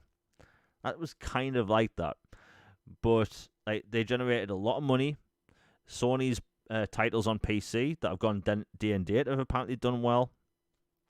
So, like, it's in Sony's best interest. Like, by the way, I don't think you're going to get Wolverine on everything day one. I don't think you're going to get, let's say, a Death Stranding 3 on everything day one. But I do think things like, a Killzone collection. I do think Spider-Man may at some point. But I think it really depends on, like, what Sony's like. Because if you Microsoft and Sony, like the climate for video games at the minute is very strange because you have all these developers making all these games. There's hundreds and thousands of games on these video game stores, but you have most gamers playing 1 or 2 games a year. And if you have Nintendo, you have Nintendo sitting there, right? They come out with a brand new Switch 2. People love the Switch 2. They can come out with a brand new IP or a sequel to like something that came out 20 years ago, and it will sell 20 million copies. Like, absurd numbers. And like, if I remember correctly, I've said that like 40 times today, and I don't know why. I think Mario Kart 8 is one of the best-selling games of all time. Right? It was a Wii U game on a console that's a quote-unquote failure. And look at it now, one of the best-selling games of all time. Zelda, insane sales.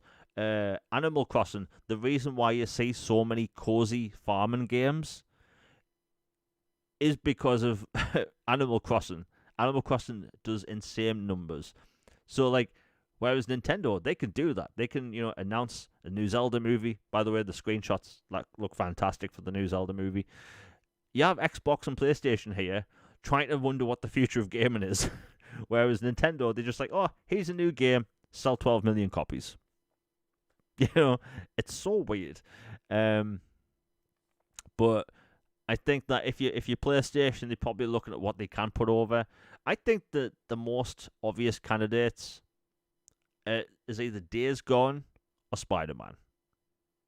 Like, if anything, I would be shocked if the next game that comes over isn't Days Gone.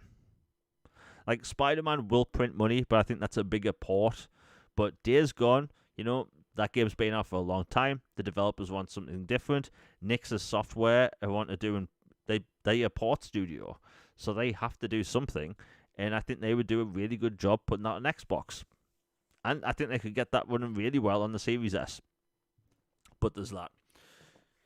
And there have been Horizon Zero Dawn rumors, by the way, which I'll talk about quickly. I think that's a tough one because Sony clearly thinks that is a... how should I put it?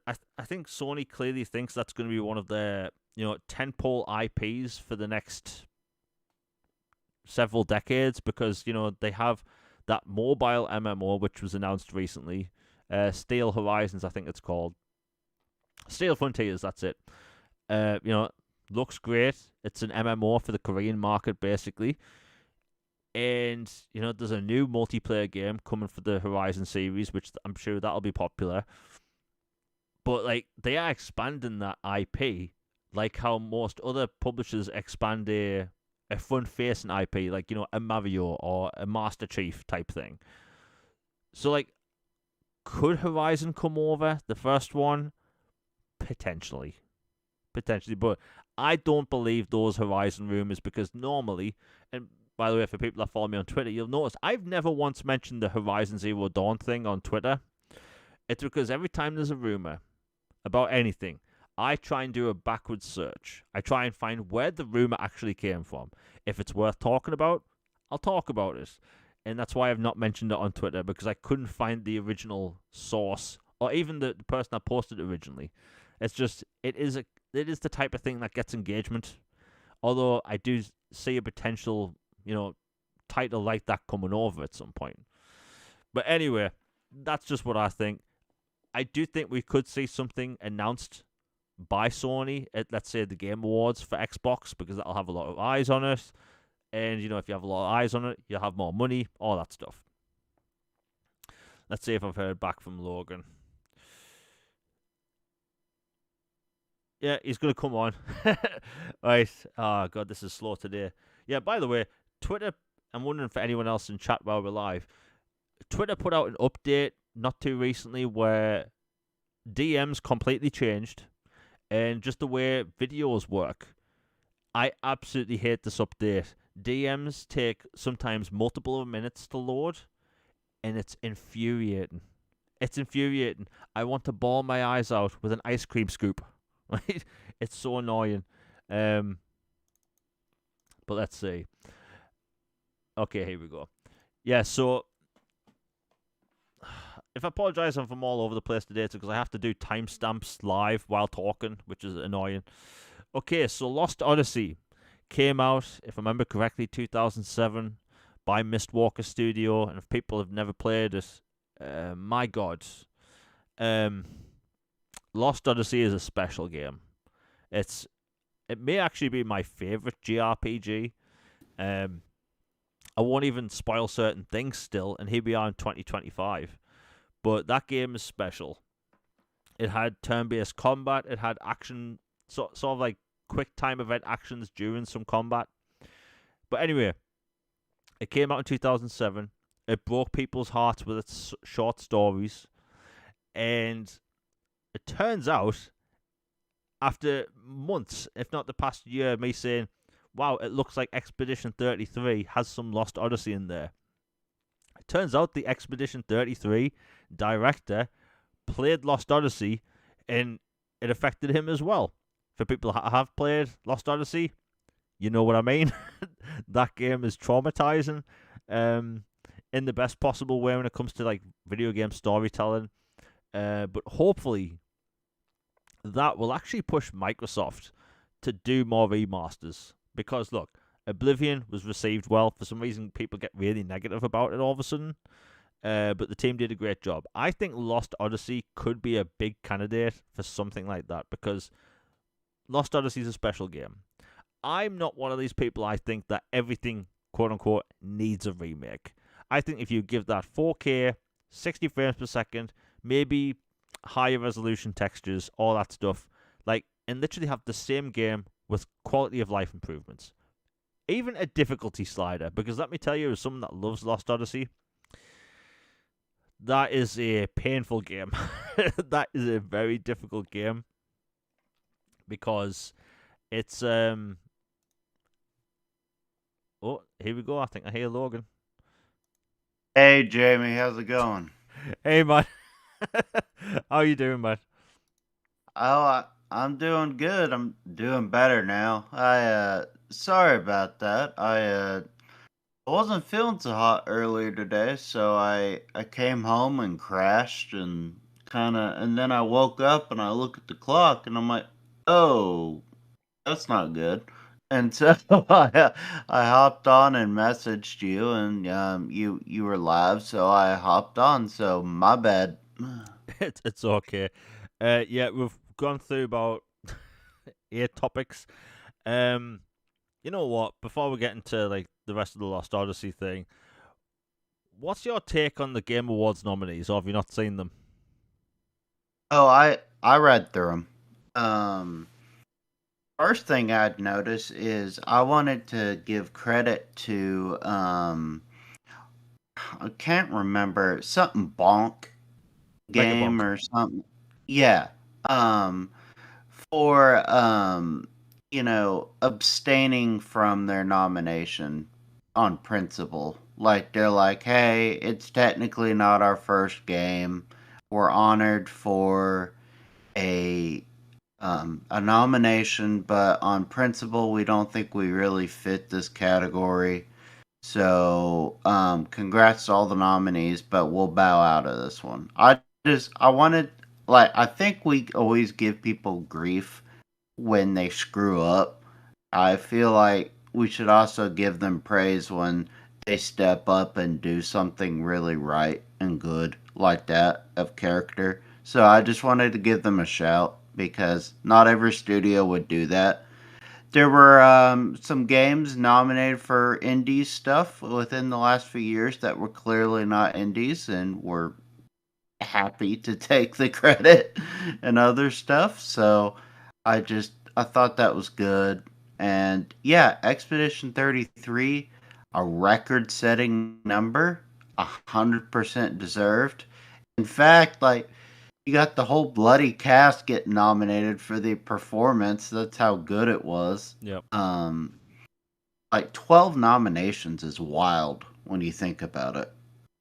Like the only thing I've seen Expedition 33 get snubbed for was a I can't remember if it was a Grammy or an Oscar for game music, which, is a different story, but like basically it Silk Song um and I thought I was surprised Split Fiction didn't get nominated for Game of the Year because of, how great it is, and Yeah. obviously Joseph Fares, he's an excellent director, one of the very best, and he's an award winner from the show itself for all that stuff. So I was a little surprised they didn't make it, but they were nominated in a ton of areas. You've got your Nintendo game with Donkey Kong, you've got Expedition 33, you've got Silk Song,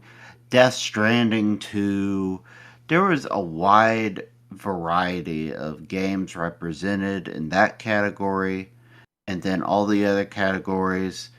And my gosh, like, I think this year in particular shows that they should have a male performer and female performer of the year, like an actor, actress, Yeah. or however you want to break it down if you have difference of opinion on how to do that. But I think there should be at least two, because like the Oscars have actress and actor.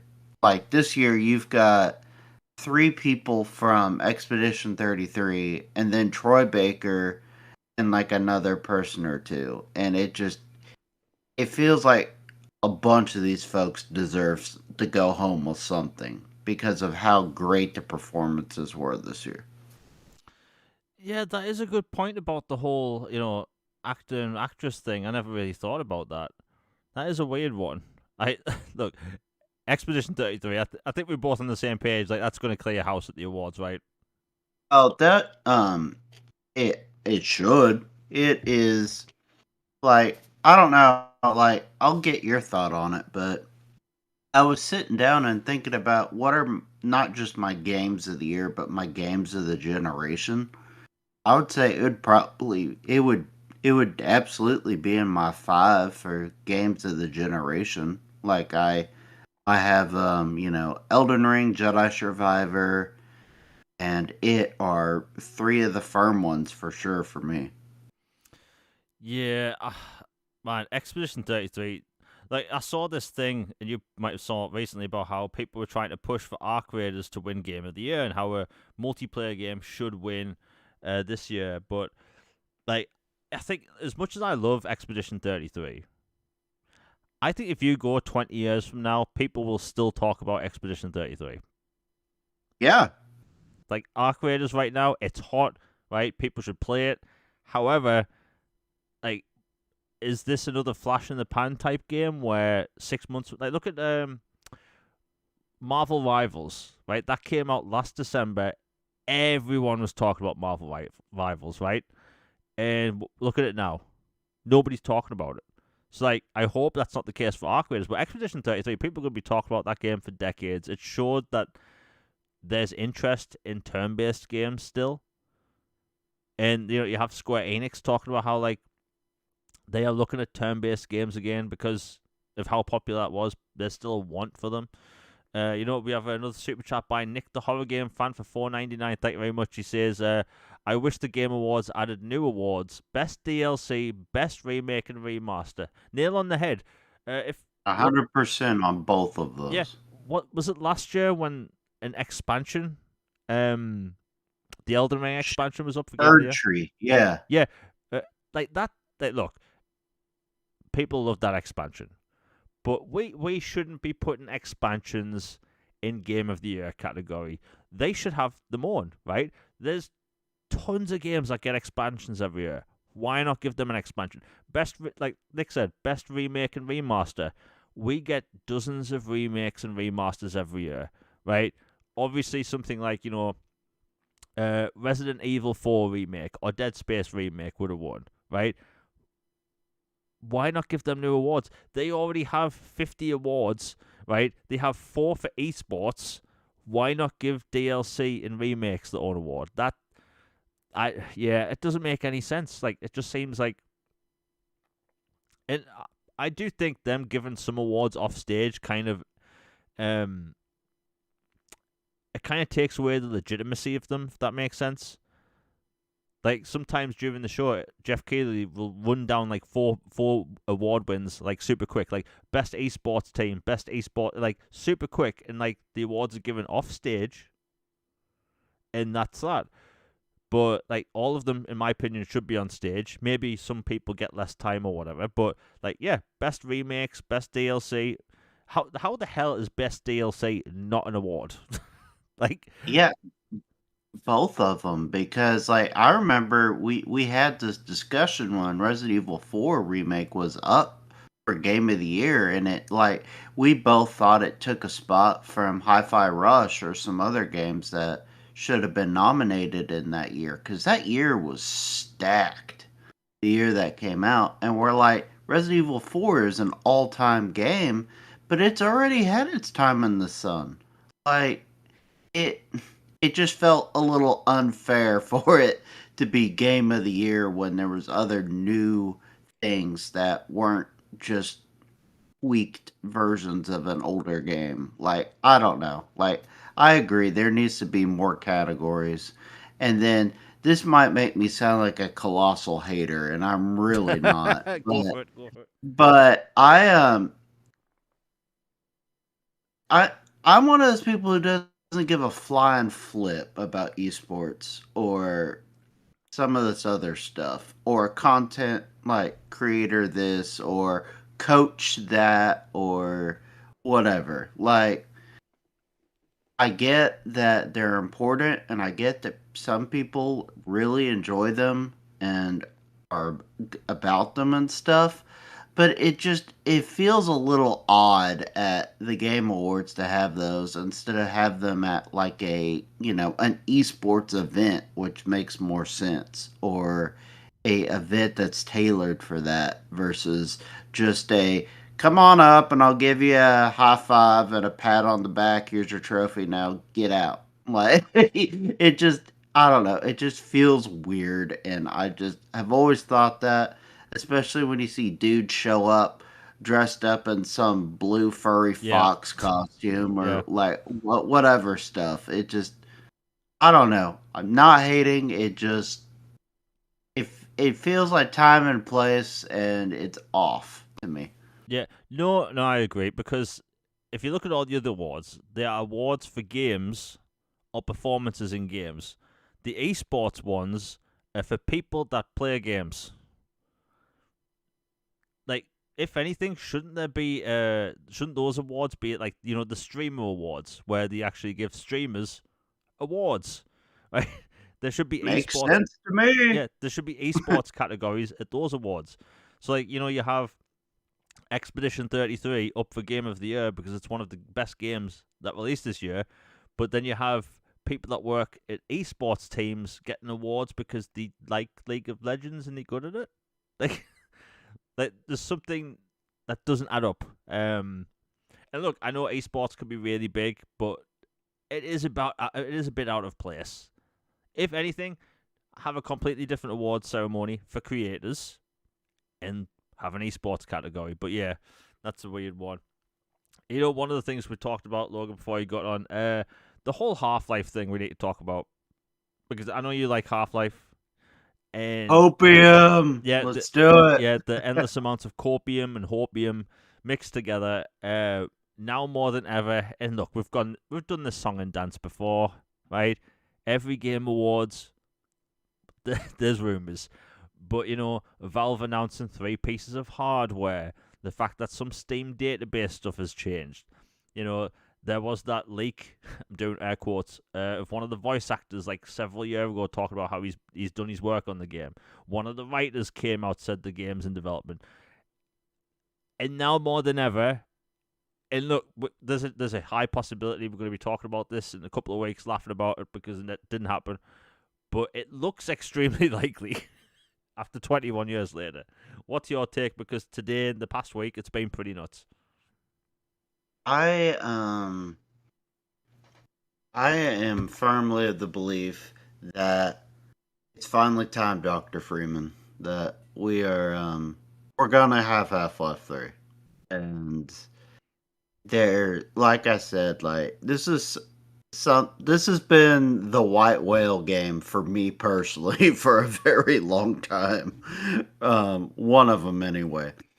And it just there's the voice actor thing from a few years ago. There's been these subtle teases and tweaks to older games. There's been timeline adjustments on stores. There's been, uploads and, takedowns and hardware release and past conversations folks have had where they said, we're waiting on this, or this to happen before we go forward with something. And then you've got all these content creators who are very plugged in to this franchise in particular, or to Valve or Gabe in particular. Hitting all the sirens and all the buttons about the time is now. And then, like, some other people who have an incredibly reliable track record when it comes to putting things out there for predictions or leaks and then them coming true are starting to now as well with this in particular. And I've never seen them actually post about this before. So I it just feels right. And especially since it finally had its 20 something, birthday, Half 21st. Life 2, 21st. Good gosh, Half Yeah. Life 2 can drink in the US anyway. I mean, he's been drinking for years over across the pond, but Yep. um yeah, it's my goodness. I think it's time. I think we will have Half-Life 3 reveal before the end of the year. I really do. Whether it's Keeley gets it or not, I 100% am convinced he's playing off the hype alone, though, Yeah. with some stuff, which he always does. I mean, Always. Yep. that's his song and dance. He will gladly take the win from the sales of another hype machine and use it for his own. Which, I mean, power to you. Don't hate the game. Don't hate the player. Hate the game. I mean, I get it. But I'm not saying it's going to be at the Game Awards. I think this game, along with a, GTA 6 or a Knights of the Old Republic remake or something like that, would be big enough to just drop on a random Tuesday and everybody would lose their minds. So I personally still think it'll be that way. But if it showed up at the Game Awards, like it would make sense in some regards because if you look at all the sponsors and all the people involved with the show over the years, you know who's been a huge partner and proponent of the Game Awards is Steam. Remember, like a few years ago when they were bloody giving away a Steam Deck like every 5 minutes, Oh yeah. and then like the God of War actor like hooked everybody up with like 100 of them Yeah. basically during his speech because he talks a daggum long. Um, but yeah, like I think the time is upon us. And by the way, we talked about this last time, but we didn't mention this section. Like I think to this day, Raven's Home is still like the best horror section in a game that wasn't a horror game I think I've ever played. Oh yeah. That Like was that terrifying. still terrifies me to this day. Yeah. Yeah. That was terrifying. You know, I've seen a few people mention this over the past week. Do you think Steam would ever re-release Half-Life 1 and 2 as a, like, I don't know, maybe a new remastered package, or even put it on consoles? Hmm. I could see it happening, yeah. I mean, It makes sense to me. yeah. I mean, maybe look, maybe that's hopium. There seems to be a lot of Half-Life hopium, because look, I've played Half-Life 2 a lot. I've never actually played the original, like all the way through. So I would love the option to play that. Put it on console. Like, look, I'm sure that I know I mentioned this before, but like re-release a new version of the Orange Box, right? They could call it something else, the Orange Box 2, something. Yeah, Half-Life 1 had the fan remake, but Black Mesa. Black Mesa, that's it. Um, I'm surprised they were able to do that, but that's Valve. Oh, Gabe is cool. He doesn't send ninjas after you for making a passion project. Yeah. Do you know what's funny, right? Gabe Newell, like most gamers love Gabe. Uh, I saw like I saw this announcement where Gabe Newell was talking about the yacht he got. He got this like huge mega yacht that has a bay for a submarine, right? It's like That's based. That's yeah. awesome. Well, that's the thing, right? And, he got this off a gaming company, right? It has the definitive store for gaming on PC. When I went on Reset Era, which people shouldn't do because that's a cesspit of gaming despair, uh, Yeah. all these people were angry, like saying, "Oh, this is disgusting. He's just a billionaire." It's like, come on, of all billionaires to get angry at, are we really going to get angry at Gabe Newell? I mean, what do you want the man to do? He's earned all this money by making a great thing. Do you want him to just go home and light his basement of money on fire every day as atonement for something he didn't do? I mean, like, what do you want? Yeah, but that's Reset Era. Are we hyped for the new Steam machine? Look, I'm a PC guy. Like this PC I'm currently using right now. It's for video editing, streaming, and I play 2 games on it, right? I play 2. I play Human Fall Flat, which is in Game Pass. It's also on console as well. I like the mouse and keyboard controls better for it. And I also play Homeworld Remastered Collection. Now, I'm aware that most people may have not heard of those 2 games I just mentioned. Homeworld 1 and 2 will never be on console, and I could cry myself to sleep at night knowing that. But I want it to come to console at some point. But until then, I have my PC. The idea of getting a PC specifically for gaming doesn't really interest me. I've seen a lot of confusion about the market for it because, like, look, the next Xbox, it's a console. Sarah Bond today, by the way, had to clarify that there's a console in development. And, thank you, Sarah Bond, for clarifying for the 50th time because apparently everyone needs to be told all the time. By the way, I hate the fact that it needs to be clarified all the time. I'm sure Sarah Bond's kind of sick of having to talk about it because never before have we had to talk about a game console this far in advance because it's 2 years away. We don't need to talk about the next gen, but it's a topic. I think that, you're going to have access to Steam, Epic Store, and GOG, all that stuff, and that's cool, right? But there's been this huge, and I'll get into the whole, like, me wanting a Steam machine thing or not wanting one in a minute. There's been a lot of confusion about this new console, and it's drove me literally insane. Literally, I'm going to need a padded room, right? So, here's my take on what Microsoft's doing next gen. And I do have videos in the future coming out about this to kind of, like, narrow it down a bit. There's been all these people in the community, and by the way, I'm not being negative when I say this. I'm just saying how people have been. People have been talking about how the next gen Xbox is a PC and how it's a PC with console features. That's not how I've took it at all. I've took it as in Microsoft's making a console that has some PC features, right? Because an Xbox right now, a PlayStation, a PC, it's all x86 architecture, right? It's all the same crap, right? They just have unique menus and all that stuff, unique APIs. For me, I don't think Microsoft's making next-gen PCs for us to buy. I think they're making consoles with PC features. So when I look at this Steam box, and by the way, I love the design of it. I like minimalist stuff. So, like, the cube thing, I dig that, right? I really dig that cube. People are calling it the Gabe Cube. But, like, I really dig the look of that console. It's basically one half of a Series X. And if you remember the Series S renders before it was announced, it was a cube, right? People liked the cube. People want a cube. People liked the GameCube. The GameCube's design, timeless. It's a purple cube. No one will ever get sick of it. So, like, I don't personally want a Steam what's it called, Steam Fusion, Steam Frame. I personally don't want one, but I see the market for it.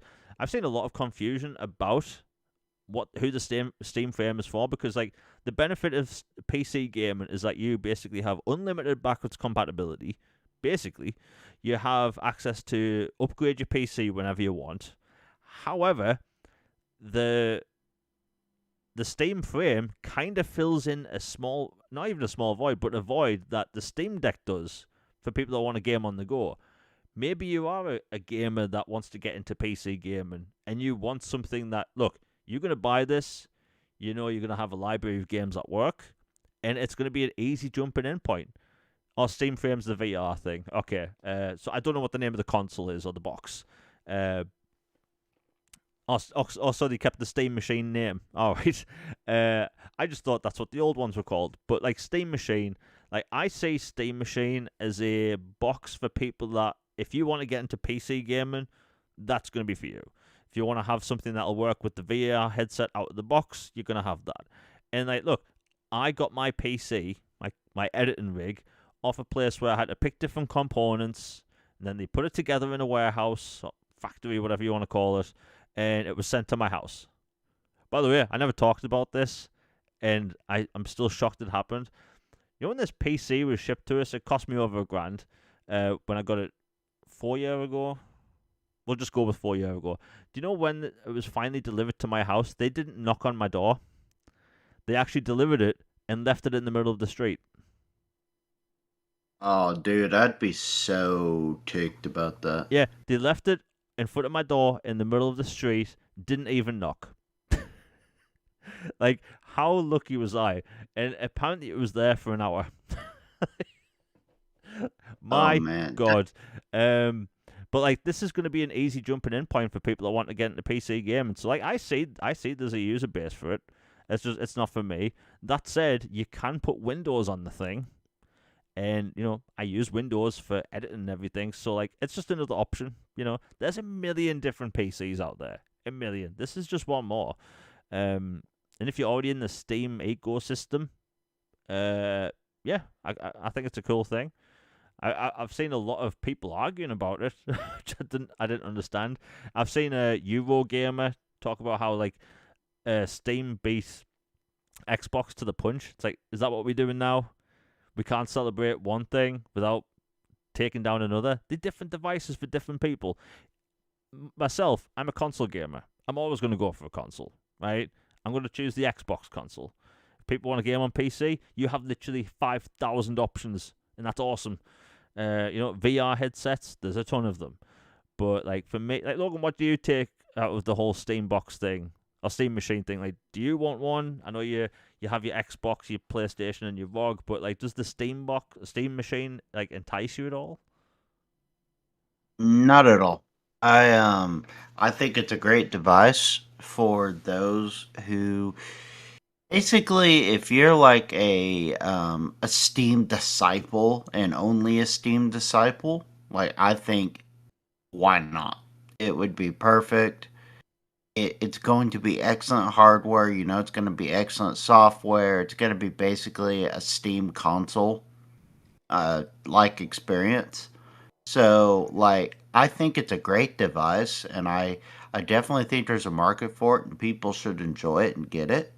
But it's just not for me personally because I I have a Steam library, but my Steam library pales in comparison to my, Xbox library Yeah. or, my Nintendo library or PlayStation library, yada yada. Like I've been building my GOG and my Steam library recently with games that are compatible or my Xbox Ally X or for other games down the line. But it's just not for me. I like the GameCube. It looks fun, but just not for me. Yeah. And yeah, that whole package thing reminded me like when I ordered my 4K TV from Amazon years ago, my curved Samsung, like it literally like they put it in my driveway, not at my door. and it literally looked like someone had taken shotgun blast to it. Oh Like god. there was all these holes and stuff, and I was terrified. The box looked horrible. And then I brought it in and it worked fine, thankfully, and it's been great all these years. But yeah, sometimes people don't deliver things in good shape or in the right spot. Yeah. I mean, look, at some point I'm probably going to need to get a new PC. Hopefully this is sticking around for a bit longer. Um but like yeah, it's just more for competition in it, you know. Steam was about to release their own box at some point because the Steam Deck was so hugely successful, but the notion I've seen this past week about how like Xbox's next console's doomed because this exists, like no, like Microsoft isn't aiming Xbox at users. They already have that. It's called PCs. They have their console. It's going to be for console people. Like hell, look at Sony, right? They had a Japanese state of play. I think it was last week, and like one of the things they showed off was a monitor, right? And every time they've shown off the monitor and the speakers they've announced, they show a PC on the side of it, right? It's a completely different market. So yeah, that's just the way I take it. But yeah, again, I think the design is cool. In fact, D Brand almost immediately came out with they're actually going to sell a companion cube case for it. Oh, I saw that. It was great. Yeah, and like if you're a big Steam person and you like Half Life and Portal and all that stuff, if you don't get that, companion cube case, are you really a fan of Portal? Are you really? I doubt it. Plus, it just looks cool. But yeah, that's what I can say about the Steam machine. You know what? We'll end on the whole. What do you call it? Yeah, the Xbox Magnus and the Elder Scrolls 6 thing. So we've been told by, Todd Howard that the Elder Scrolls 6 is still some time away. Originally, while it looked like the Xbox Series X successor, the Magnus, was originally going to come out next year. Now it's looking like it's going to be 2027. And even though we have been told the Elder Scrolls 6 is still some time away, Logan, do you think that they trying to aim for this to be a launch game? Um, Personally, I think Elder Scrolls 6 as a launch title would be a colossal W and would be a perfect choice. Like, Halo obviously would have been a perfect choice had they actually had their act together and released it on time. Yep. And, not hating on Microsoft, but that was, yeah. Um, Elder Scrolls 6, though, would be one of the few games that would even take it up a notch, even from that, because of the mass appeal for people of all these different backgrounds and just different genre tastes and stuff. And it's a cultural icon. Like, everybody knows Elder Scrolls and Fallout and all these things. To me, that'd be perfect. I know Todd is he's a troll lord and we know that about like his timelines and everything about like well, it's going to be forever or we're working on it or we announce it like 20 years before we actually release it kind of thing. But I don't know, like I kind of have a hunch it'll be a launch title, but nothing concrete gives me reason for that. Yeah. The funny thing is, right, like Bethesda, when it comes to their RPGs, they typically don't announce games super in advance, right? Fallout 4 was announced like 5 months before it came out.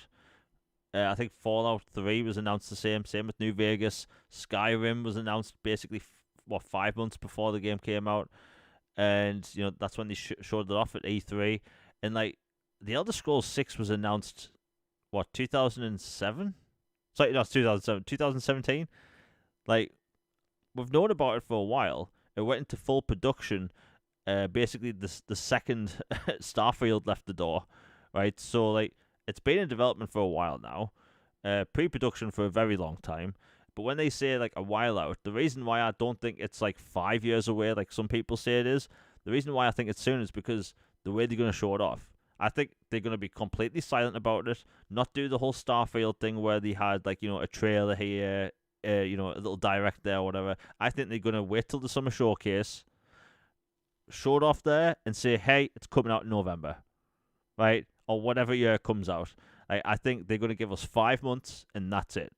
And that's all they need to do with an Elder Scrolls game, because Elder Scrolls is one of the biggest titles there is. There's going to be so much hype for that game that few games get. We've been talking about Half-Life, we've been talking about GTA.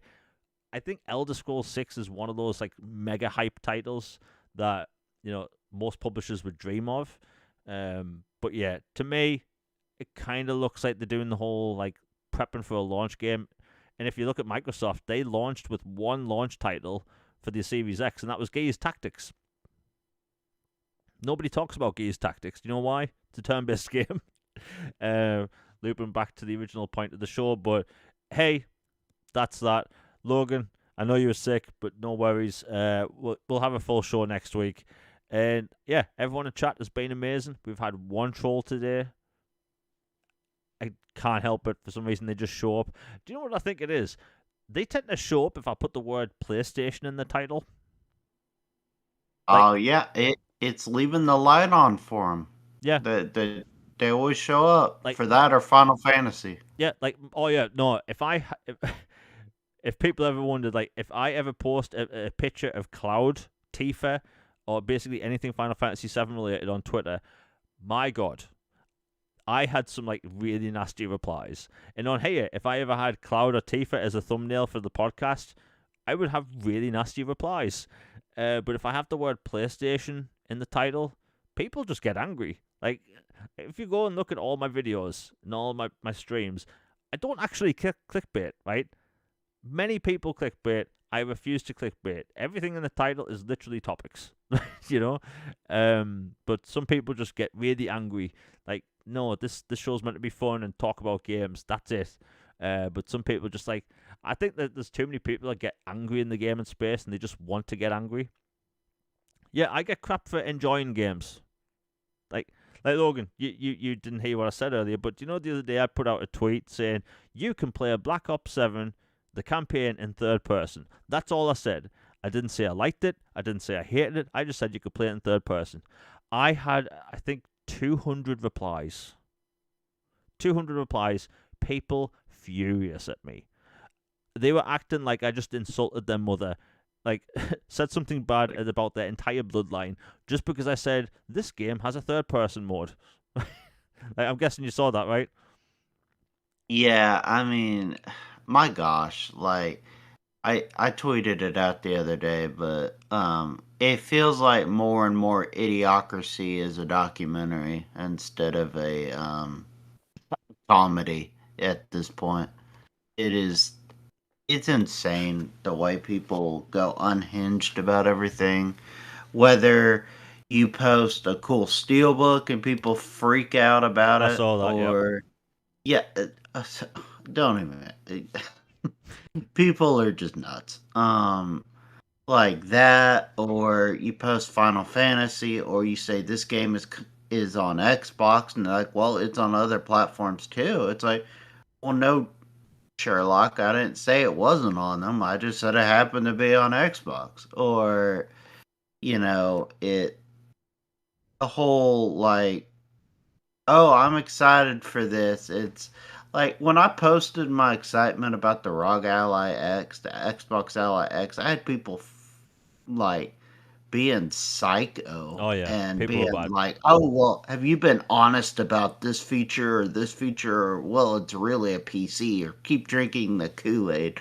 I'm like, buddy, I go home and I play my games and I'm happy and I'm not dealing with you. Goodbye. Yeah, it's just dumb. Yeah. But hey, look, the funny thing is, like doing the whole negative thing, that gets more clicks. It doesn't matter if it's on here, Twitter, Facebook, anything. If you post rage bait or something negative, you get more people like paying attention to you, right? There's people that thrive on it. And do you know how you can really see this on social media? Is if someone makes a post off it and it gets more likes than they normally get, right? Then they continue to do the same thing, right? And negativity does that more than anything, right? So someone will make a post being like smarmy or like really negative about something. They'll get more attention to that post than anything else they've ever made, and then they'll make another post. They notice high engagement, high retention, and then they make another post, and then over time, that's all they do, right? It's super easy to see as well, but people don't like it when you're positive about gaming because like people just want to be angry and bitter all the time. But hey, and by the way, as Logan said, he posted a picture of a steelbook he bought a while back, and people got really angry at him. Do you know how many people collect steelbooks? Like a lot of people collect steelbooks, and like that's a thing, you know. But people just got angry at him. By the way, before we end the show, Logan, did you see the thing that it looks like GameStop in the US is going to slowly fade out trade-ins? I am not shocked nor surprised. That company has been on life support for a near decade at this point. I finally lost the ones close to my house. Like, they're fading into obscurity and irrelevancy, so I'm not surprised at all. Yeah, because I saw recently at GameStop. I get them mixed up. In the US, they changing the policies, so I believe you get a set amount for each trade in rather than set values. So basically, everything's going to get like $5 or something. But yeah, it looks like they're slowly phasing out trade-ins, which is a big incentive for the physical user base because you can no longer trade in. And how do I know about this? Because it happened here. Game in the UK stopped doing video game trade-ins last year, which was a huge part of their business. And now they've gave people a lesser reason to go in the store. So the only games you can buy are brand new, and which they make less money on. Like it's so weird. Yeah, it happened to Game last year. So what's happening in the US right now? Happened here, and like our game store in Durham City, if I remember correctly, that shut down in 2012 or early 2013, because the physical market basically started to crash then. And yeah, it's happening in the US. It's sad. It really is sad because I like going into a video game store and seeing all the stuff they have, and it's just a nice way to browse for games. But if you go in a game store now, and I'm guessing it's the same in the US, you go in and it's wall to wall of Funko Pops.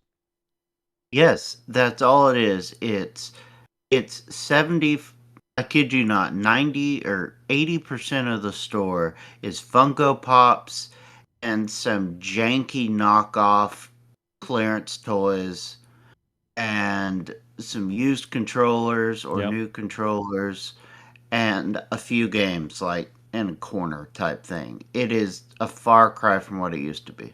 Yeah. It's sad because we don't get, midnight releases really anymore. I think the last midnight release we had where I live was like 2012, maybe. But yeah, it's a shame to see the physical market just poof, it's gone. It's crazy, man, absolutely crazy. But anyway, everyone in chat has been amazing. We'll be back for a new episode of All Things Xbox podcast next Tuesday, same time as usual. And if Logan is feeling well, he'll be along for the whole show. And also, everyone in chat, like I said, been great. Had the one fanboy. It happens. I might be putting out a video this Saturday. So if people want to watch that, it's greatly appreciated. The link to my last video, 20 biggest games coming to Xbox Series X and S in November and December. It's a 2-month video this time. It's in the comments down below. Sorry, the description down below. And also our Twitters are in the description down below. So if you want to follow us on there, it's greatly appreciated. If you want to subscribe, that's greatly appreciated to the YouTube channel. Still growing, have a lot of cool things planned, especially for the new year. Big things, and also the podcast I want to go as well. Anyway, hope everyone has a good day. We're out, everybody. Peace.